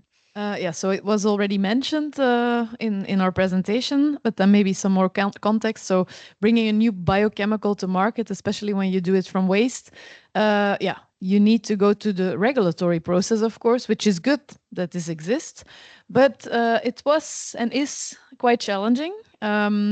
Especially when you start putting a product to market, you want to do limited edition launches like we did with Ecover, but also, of course, other companies. At a certain point, you need certain tonnages to be produced, but from 1 ton on, you need to have that dossier in place. And at the same time, you're still developing, optimizing, deciding which products, how you should combine it.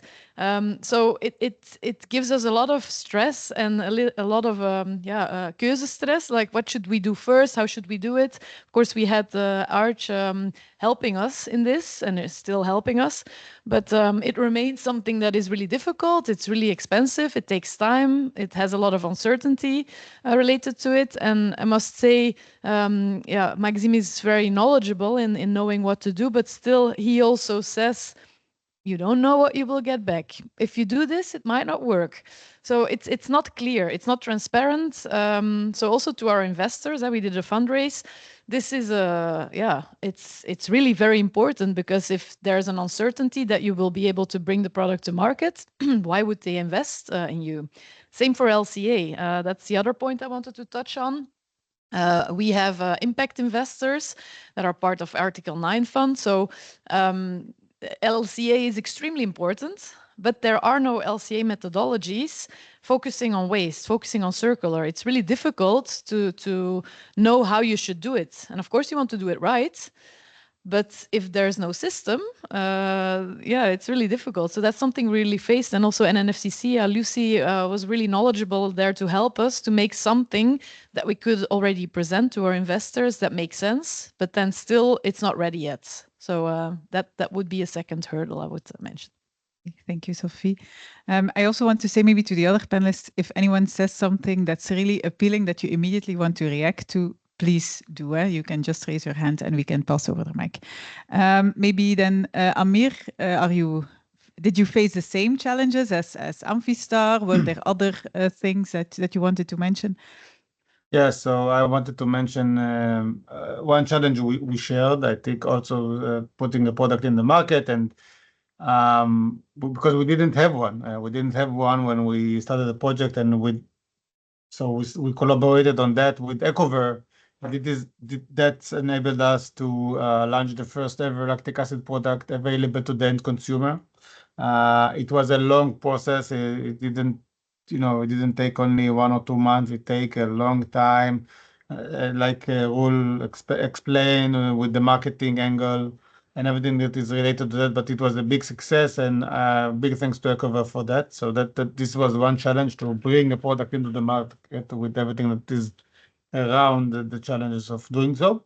The second challenge, I would say, Sophie will probably agree, working in a real food waste facility was very challenging. We didn't expect many of the things that were in the food waste, starting from glass, plastics, apple, labels on the apples, so what have you. We encountered so many challenges that we didn't expect, and it helped us to improve the process significantly and be prepared for implementing the process in additional facilities. Thank you, Amir. Then maybe I want to come to the other two project partners, maybe to start with NNFCC, with Lucy. Like you've heard now, you've heard a lot about the stories of Amphastar and BBI in the project. What's your feeling with other partners you've collaborated with in Europe? Is that the same messages you get there? Are there even different things that came up? Yeah, so overall we see barriers in maybe 3 main categories. From the feedstock side, because waste is a very unusual feedstock. Is it really available? Can you collect it? Is it suitable? And all the legislative barriers that we've discussed, because it's not straightforward using waste. Then on the process side, so even things like pre-treatment, the fermentation itself, like how does it affect the microorganisms? How does it affect the downstream processing? And actually, this project has done a really amazing job of overcoming a lot of those hurdles. And then the third category is getting it to market, and a lot of things fall under this. So like you mentioned, LCA, like Roel mentioned, labeling. So we all know, let's say, cruelty-free products, vegan products, plant-based products. I think we had organic products on the board as well today from Evonik. But I have never seen a label for waste-based products. Waste, I mean, if you have a ham sandwich at lunch today and that ends up at the facility, it's not organic, it's not vegan, it's not cruelty-free, but it's still green, and it's still a really good thing to do that we need to incentivize. So that's a really unique one that I hadn't expected in this project, and that I haven't seen in other projects necessarily. Yeah, things that come across the whole spectrum. I think what all people trying to do fermentation from waste encounter is the kind of gaps in the value chain. So normally when you scale up a fermentation process, not normally, but sometimes when you scale up a fermentation process, the goal is to sell your IP to one of the big fermentation companies, and we have many in Europe. But none of the big fermentation companies are waste processors, and they are very reluctant to compromise their own fermentation factories by bringing in food waste. It's a really big risk. It's a huge new area to work in. And I think what we've seen in this project, which is quite unique, is that really you're doing it yourselves because no one else is doing it. So even existing lactic acid producers or existing spherolipid producers are not entering into that. You're having to do it all yourselves. And yeah, that's a really big hurdle that's been overcome in this project. And Maxime? Then on the regulatory part, of course, we see similarities with other projects. We also see differences, but already in this project, we have 2 big differences. We have the biosurfactants from Amphastar, and we have the lactic acid from BBI. Lactic acid is already a registered substance. So for them, I mean, even before the project started, they had the registration. Everything was there.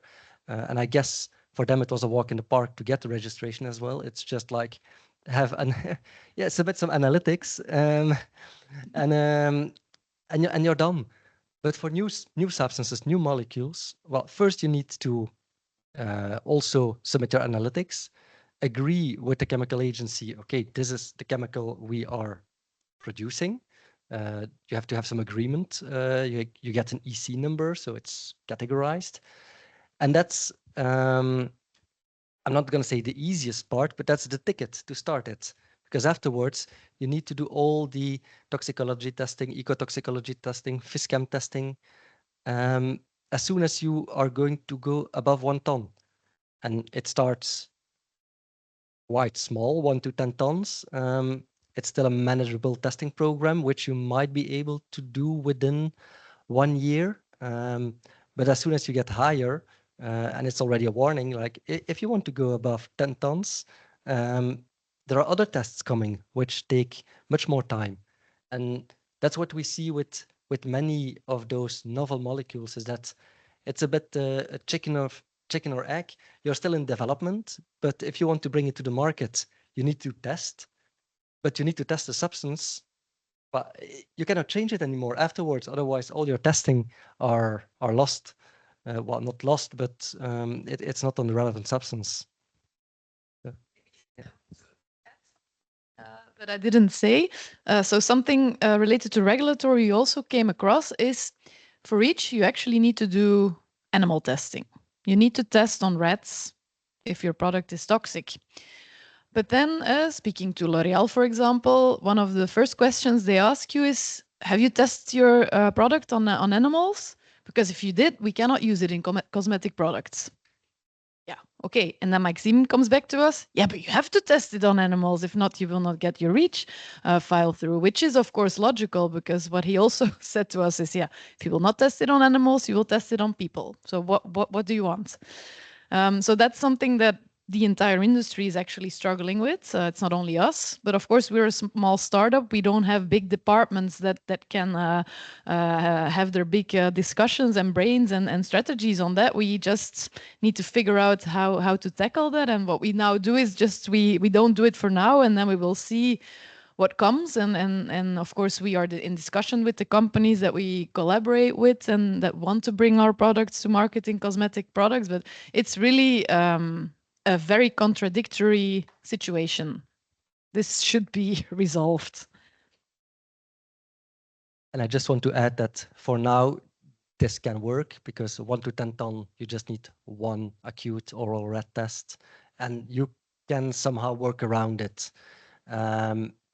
It's not ideal, of course, because either you're looking at data from other substances, so it's not a one-on-one match, because despite everything that is said, QSARs in silico models, they are not yet available for these type of tests, or at least not validated by the European Chemicals Agency. So even if you would use them, they would reject them. But that's a completely different discussion, and there are other projects tackling these problems. Thanks a lot. That's already interesting. Then maybe it's very good to now hand over to Angael. So a bit related to everything's that's been discussed. We've read some nice position papers from you on indeed feedstock supply chains and to optimize that, but also on detergent regulation, and also that industrial biotech needs to break the bureaucracy barriers. So I think everything returned a bit here in what the others said. So I don't know how you want to give your general view on that. Yeah, so we're coming from a different angle, and I think to maybe complete what you just said, we basically representing the big fermenters. And the big fermenters at the moment, they're really using sugar for as a feedstock. But the problem they have is the price, because the price is increasing. There's a competition with other industries. So we've talked about biofuel, but there's also food, of course. So I think they'll be looking at diversifying their feedstock. But again, the same thing happened to them is cost. And when you look at waste, and thank you, this project is great. I love it. And I think that it's really helping in trying to diversify. I think that waste is problematic. So they will not come as a first instance in using waste. But obviously, the more projects you do like this, the more you can prove that this can happen, the more they will be looking into that. But price is not the only problem. There are more problems, and so we discuss REACH, but there's more than REACH. There's also all the processes, And these are what our members are doing, so the fermentation itself. And there, like, you also have to basically like prove that your product is going to be is the LCA part and is the product environmental footprint part as well, which is going to be a problem in the competition with fossil. So we're facing the same thing. So we know Europe wants to defossilize its economy, but well, we need to have the necessary safeguards for that, and that's what we're looking into. So in addition, the GRC said there will be a gap in biomass in the future. Obviously, this is very controversial, and we don't believe that it's going to be necessarily the case because things are changing, and we will have legislation as well.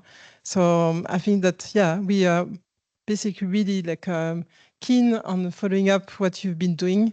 And we've already advertised some of your products, and we have some case studies, and we've got Ecover already as one of our case studies. So we'll be using that in the future.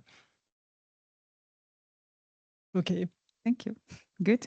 And then maybe I will hand over to Marco from CEFIC. So yeah, you published maybe also, it's related a 9-point action plan for the European chemical industry innovation leadership last month, 2 months ago now, meanwhile. So it's also very related to everything that's been said. So maybe you can comment a bit on that as well. Yeah, exactly. So we published this list of actions and to try to solve some of the hurdles and barriers. And I'm going to start from some of the most important hurdles and barriers that we have identified. And as was already mentioned, of course, the administrative burden is one of them, especially for companies that are in the innovation phase. And bioeconomy in general is still, let's say, in its infancy. It's still a relatively niche market, and often these companies have to bear the load of the same type of regulatory requirements of any other company. And that's one reason why the concept of sandboxes, which of course need to be tailored to the industry that we are looking at, because there are of course differences between different sectors, but is one important aspect that should be discussed and considered.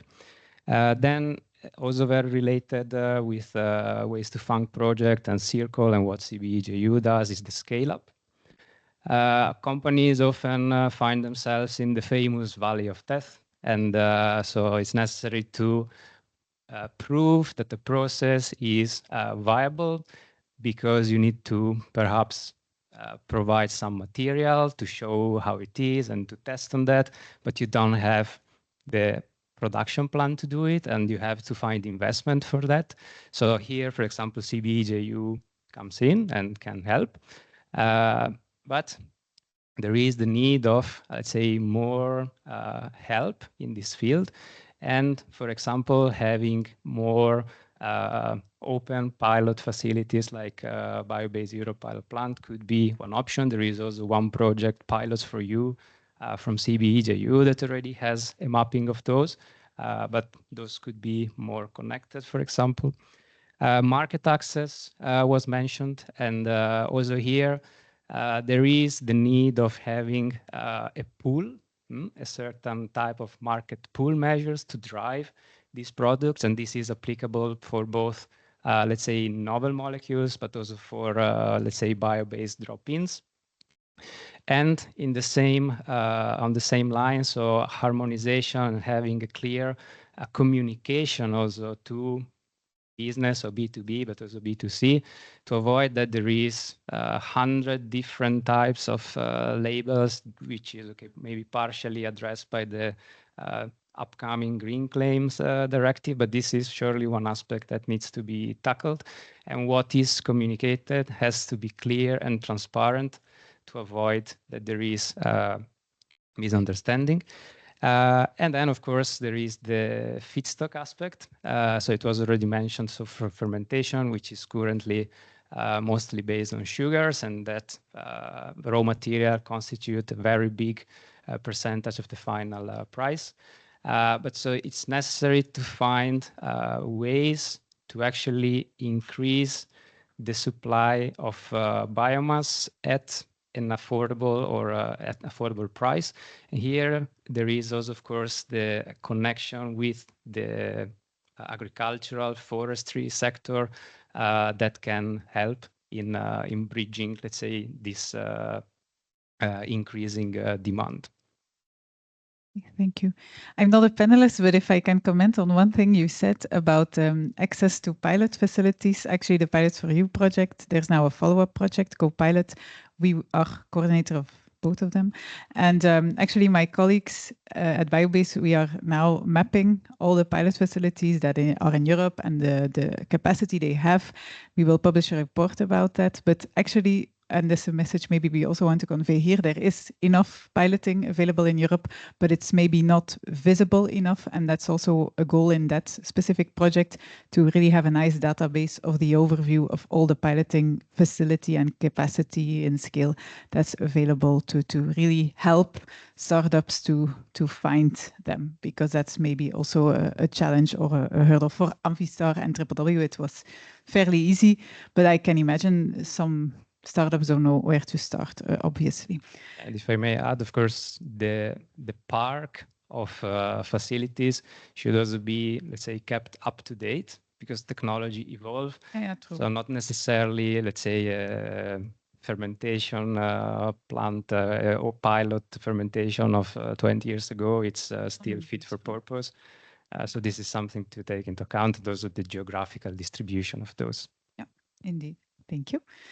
Okay, so we've had some discussions about barriers, hurdles. Maybe we can come to some positive things as well now, opportunities we've seen from the project. So maybe I can start here, since Lucy has a broader view on things with Lucy, on yeah, the opportunities that are have arisen. Yes, I mentioned before that the barriers have fallen into roughly 3 categories. I think the opportunities have also fallen into roughly 3 categories.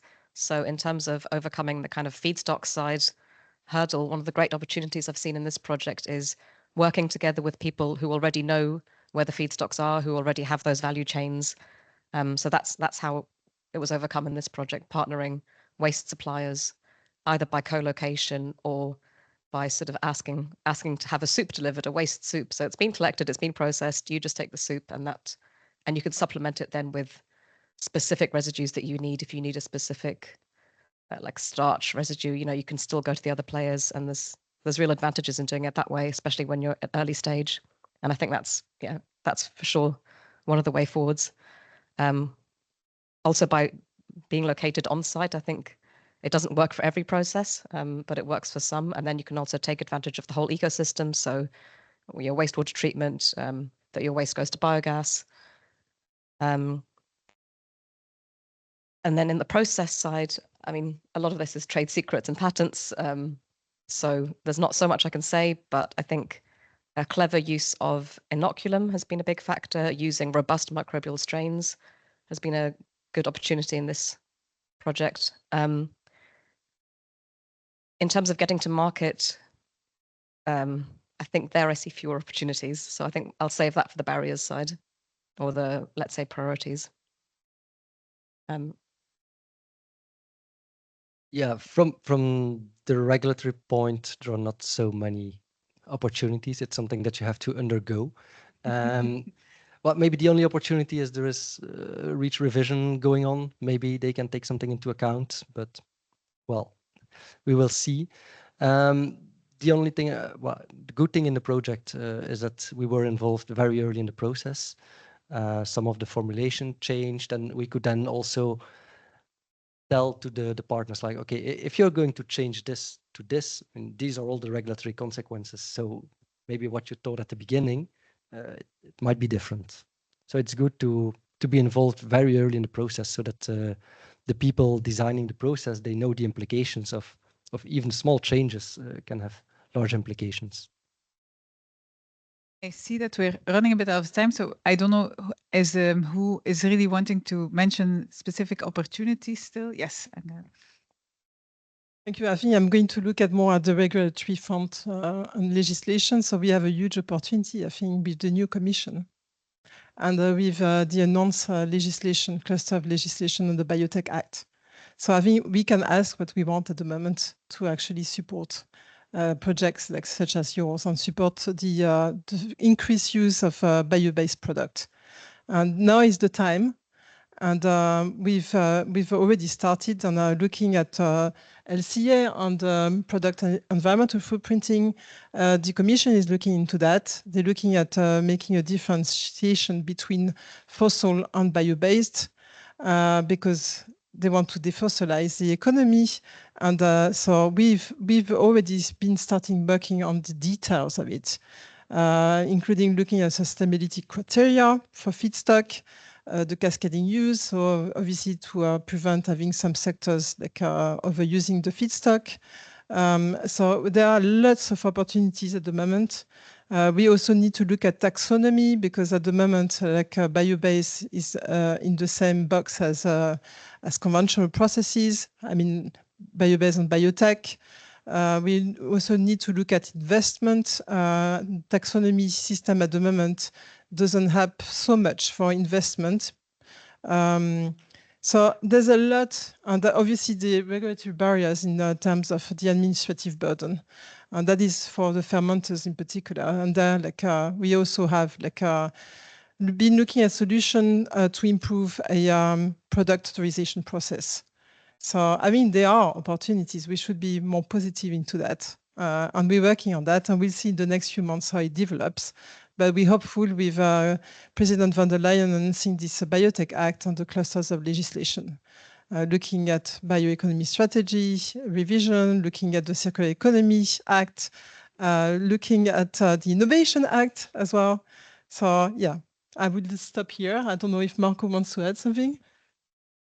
Yeah, so I'm echoing the type of legislation that is going to be in the focus in the coming months. And I would also like to mention on top of this that we have now, maybe for the first time, the occasion to actually discuss not just about energy policy, which has been a lot the focus in the past year with Renewable Energy Directive and let's say focus on making energy and fuels out of biomass.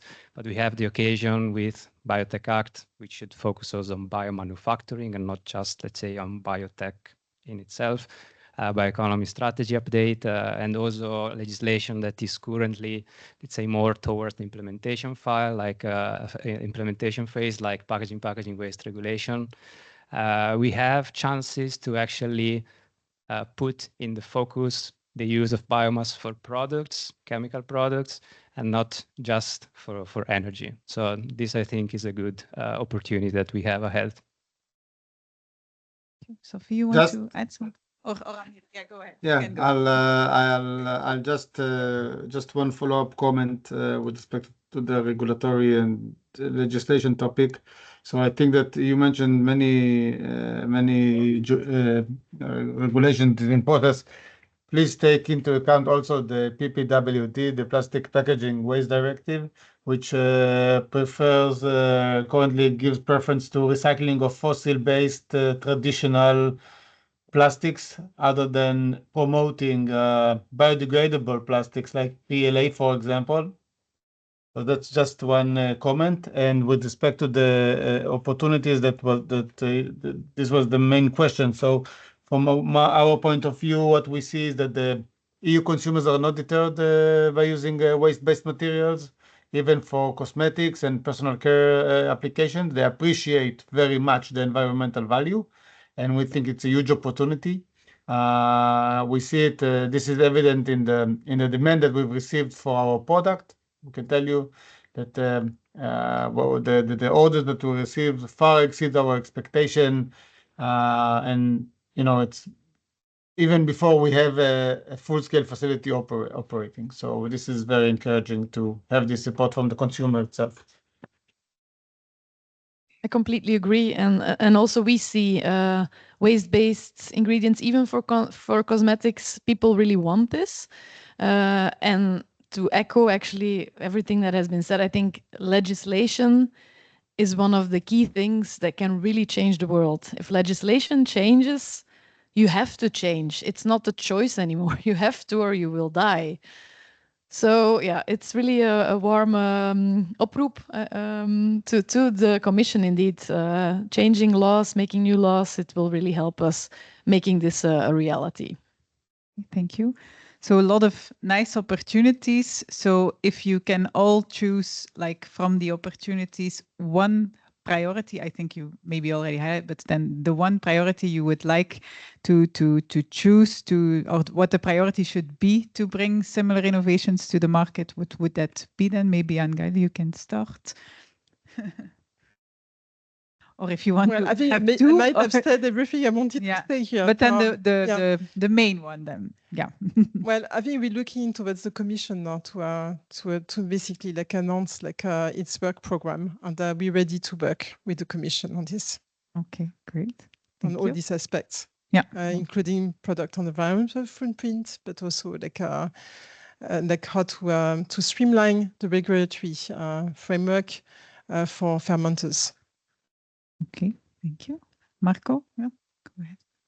Yeah, I would say that the priority is to actually provide the framework that is conducive to deploy bio-based innovation. So I would summarize it like that. Okay. Sophie, you want to be a thing that has not now been mentioned anymore, like to keep on getting these nice funding schemes there, because we all rely on it. And I think this was a really nice example on how you can use public money to really do something that makes an impact. And I think both for us as for BBI, I think I can speak for you, Amir. We really, even though we also attract some investments from financial investors, the funds from the European Commission in whatever form are critical for our survival and for making this happen. So would also like to thank them for the continued support and hope that this will continue in the future. Amir, you want to add your top priority? I mean, or echo? Oh, what Sophie said about the funding was completely true. I think, yeah, I totally agree both with respect to the legislation and the funding. Our approach, BBI approach, is also be independent. Don't rely on anybody or any funding or any, legislation. So we really try to do our best to be independent of that. But of course, it helps. We saw it with Volkswagen joining the consortium because of the legislation. So that makes them replace the car parts to recyclable parts. So we see the impact. Yep. Thank you. Maybe Lucy then. Yeah, I'm really happy to hear about the product environmental footprint work going on and that might change soon. But I just wanted to add, there's the struggle of bio-based versus fossil-based, which is a struggle in the current product environmental footprint for chemicals. But there's also no clear defined methodology anywhere in any kind of standard LCA approaches on how to count the biogenic carbon in waste. So if you're using a first generation feedstock, you can look at the carbon that's been taken up while the crop grows, and then as it's been converted, where that carbon has ended up. But for food waste, it's not, you can kind of logically think of how much carbon is in there. You can measure how much carbon is in there and calculate that CO2 equivalence, but it's not laid out anywhere in any kind of official methodology how we account for the biogenic carbon in waste. So on top of fossil-based versus bio-based, within bio-based, we also need a biogenic carbon approach for waste that's kind of agreed or officially approved. That would be my priority. And I would go for a simplification of the regulations for novel molecules. I have the impression that sometimes it really stifles innovation. It makes it complicated to develop new molecules and bring them on the market. Of course, we need to keep in mind that we cannot lower our standards for environment and human health. But I think there are ways to maybe ease it or give a little bit more time. There are some exemptions for R&D, but they are not always applicable. Maybe to broaden them up for a limited amount of time, for example. Yeah, for sure. Thank you. I think it was already mentioned, but I think regulatory sandboxes are very innovative tools that should be considered in the future EU legislation. So it would help enormously, and I think we heard that for REACH, for example. We can maybe like test before being sure that you can actually register. And it's the same for other legislation. So we're looking towards having these like being considered in all relevant EU legislation. So be innovative. Okay. That's a nice final message. Thank you. So I think we can close the panel here. So I want to thank the panelists for their very insightful comments. I think it was a very nice discussion. I don't know if anyone in the room still has a question, either for the panelists or for any of the presenters. Then now it's the time. No? Okay. Then it was all clear. That's good. And from home, there are also no questions. Okay, good. So then I would like to thank you again, and then we continue to the final part of this event. Thank you.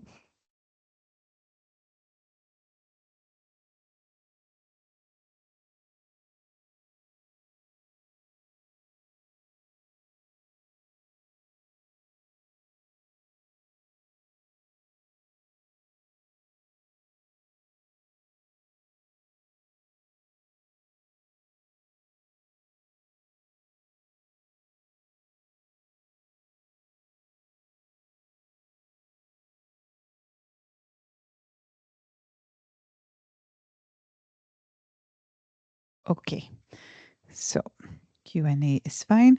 So then as a first part of the ending of this event, I would first like to invite Mrs. Hannah Freienstein from DG Grow to add a few final words on the relevance of the project's outcome to the DG Grow. Thank you very much, Sophie. And thanks also to the multiple speakers that have presented their projects. I'm really amazed of what you created and what is possible. And also personally, I'm a big fan of biosurfactants, so thanks for that as well. So my name is Hannah Freienstein. I work for DG Grow in the European Commission, so the Director General for the Single Market and the Industry. I would like to highlight that these projects, to me at least, they tackle 3 different problems. On one side, we have so much bio-waste. We have so much food waste, municipal bio-waste, and biodegradable waste that still is being thrown away. This is really not good. We know that we need to valorize bio-waste way better, and these projects that you've showcased today, they really show that this is possible. So this is the first point where I say bravo. The second problem is that we know that we need to find and promote the alternatives to non-fossil resources. We want to switch from a fossil-based economy to a more bio-based and circular economy. Again, you've showed that this is possible. I'm not an expert on LCA methodology, but thank God now I know that there is no standard in place for aligning the waste-based products anyway. So I can just say that I assume that, of course, these type of products are more sustainable than just using fossil-based ingredients. The third problem I would like to highlight is that, as Sophie, you highlighted in your first presentation, normally we're using everyday products that are fossil-based, and we tend to forget that. And especially when talking to consumers, you can see that this awareness is still not there. The Commission is increasingly looking also at defossilizing materials. This has also been mentioned in several occasions, but there is a big but. We've seen here that market access for bio-based products is not as easy as it seems. And why is that? There is just no level playing field with fossil-based products, and they're not cost competitive. When I came here this morning, I realized this venue again because some months ago I came here to listen to a project and to a study that has been presented by Unilever.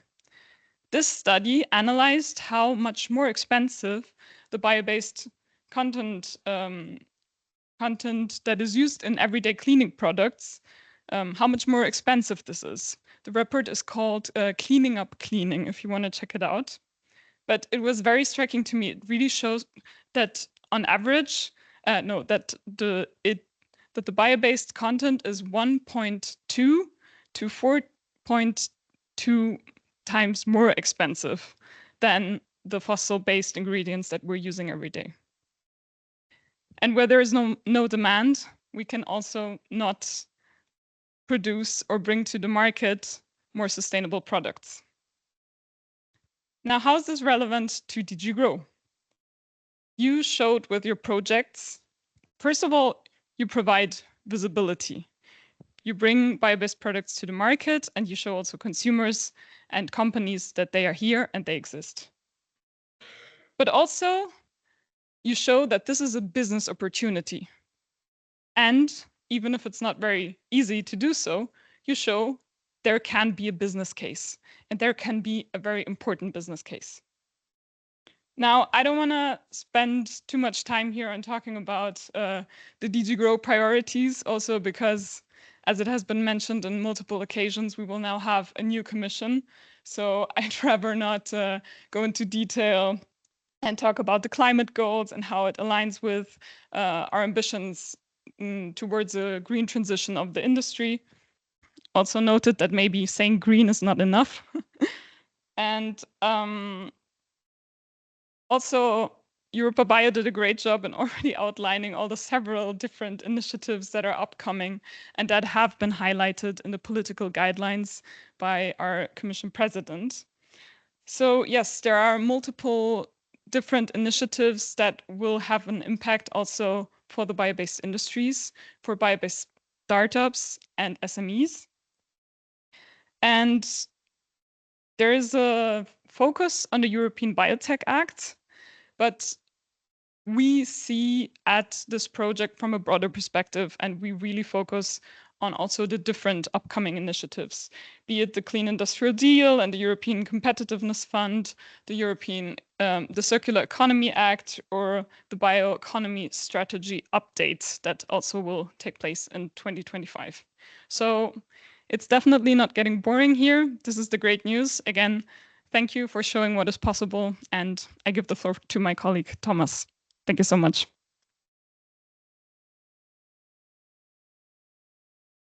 So thank you, Hannah, for these very, very kind words. So now I will hand over to Tomasz Kalikowski from DG RTD.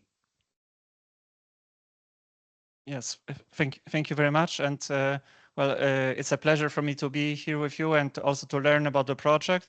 I have to say I was not following the project, how it was developing so far.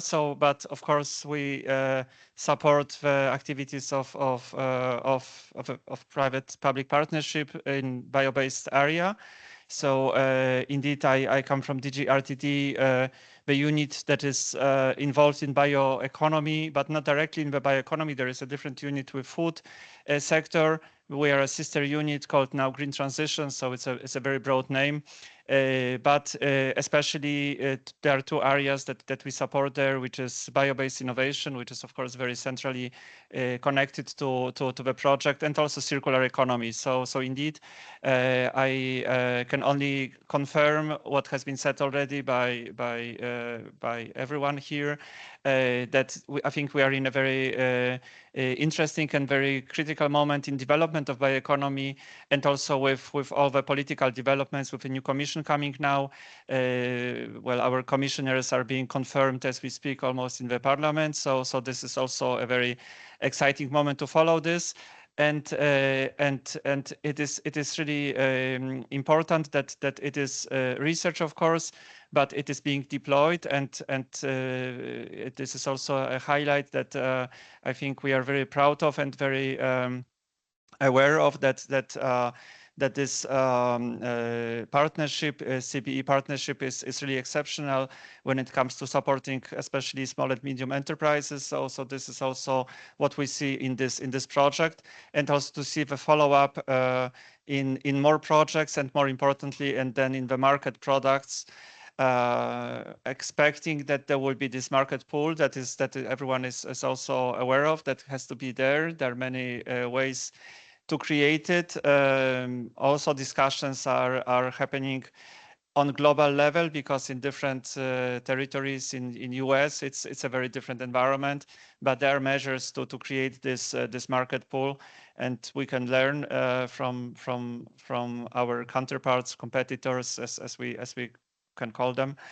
Also, of course, now to see the new global situation with American elections, of course, will also be interesting to see how this field develops. But I think bioeconomy, in my view, is a trend that cannot and should not be stopped, of course, independently from all the political developments. And there is a great momentum with sustainability and with also with consumer concerns about environmental impact. So this is also the driving force for developing these novel applications, novel products.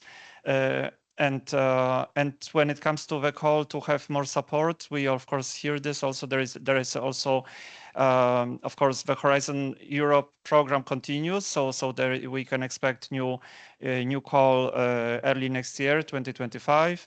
There will be still two more calls later on, 2026. But already there is a discussion about the continuation. The whole multi-annual framework will have to be discussed, and to see how what elements will be placed, what kind of partnerships, what kind of support mechanisms, funds, and so on, especially focusing competitiveness. This would be a mantra of a new commission, this focus on competitiveness and global European autonomy and strategic autonomy. So all this fits into this bigger picture. So with this, bon courage to the continuation, and again, congratulations for the great outcomes. Thank you very much.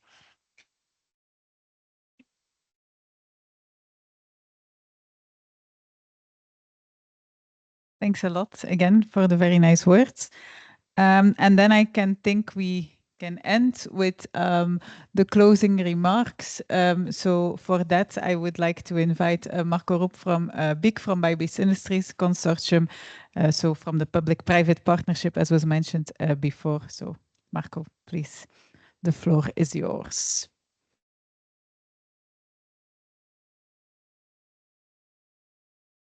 Right, so it's the famous closing remarks when everybody wants to go for the coffee or for the lunch breaks, but I'll try to be brief. So as you know, the mission of BIC is to say thank you to this project. But the mission of BIC is also, as you know, to upscale innovation and to bring innovation faster to the market. And I remember BIC and the partnership 10 years ago, and you have to admit that waste or bio-waste was a niche compared to R&D funding for other feedstocks. But with Waste2Func, I have to say, another bio-waste project, you have proved us different in the meantime. And I think Waste2Func exemplifies what is the mission of BIC. And the mission of BIC is to create new industrial ecosystems, setting up new and sustainable value chains. It's fostering the collaboration of partners who have never worked or are not used to work together. I think this is also quite an achievement here in the Waste2Func project.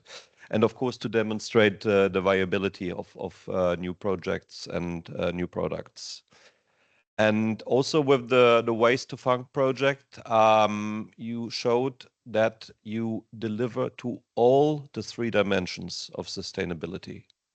It's the economic one, Waste2Func helping to decrease CO2 emissions. It's the economic one, Waste2Func increasing the output value, and the societal one, Waste2Func creating new jobs. So congratulations to to Waste2Func and all the partners for those achievements. And I think many things have been said before, but allow me just to say some concluding remarks, because Waste2Func couldn't have been more timely. I mean, it was mentioned by several of the speakers before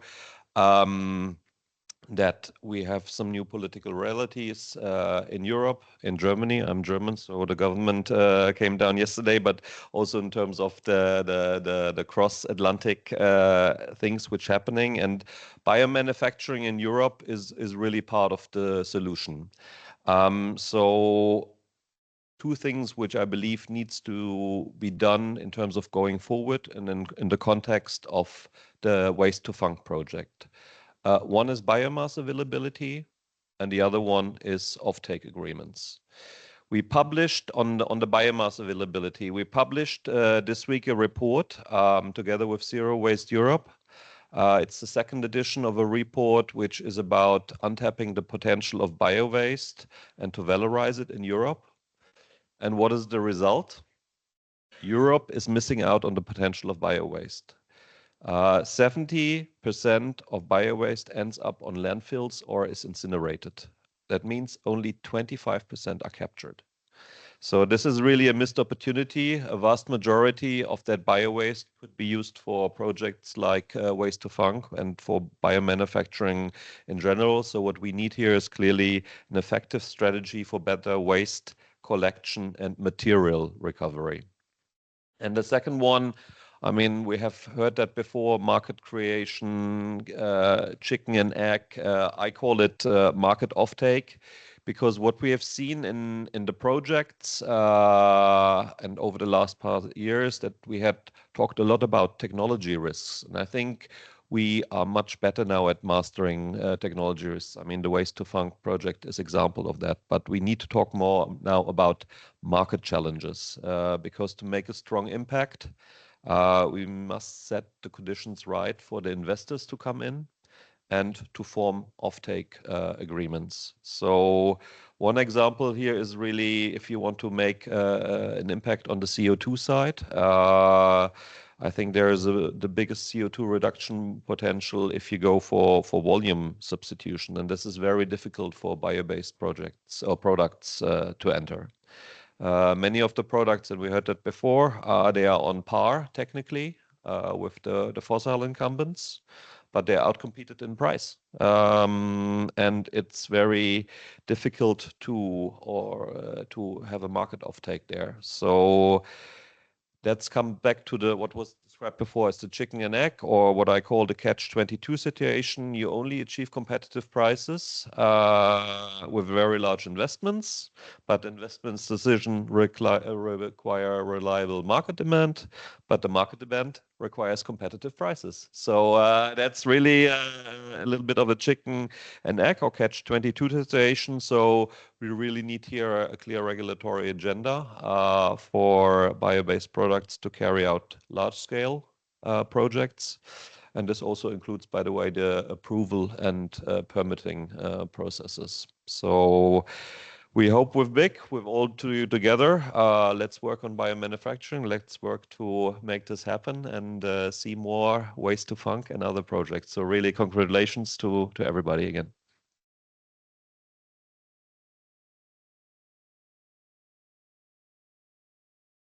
Okay, great.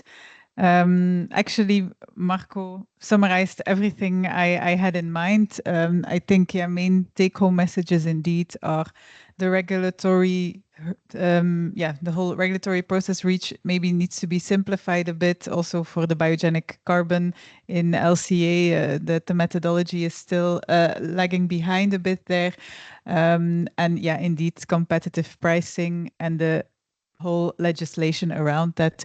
So I think we still have quite some priorities on the agenda, but I think we can be proud of everything that was established in the last 3.5 years. So this was a group picture somewhere in the middle of the project.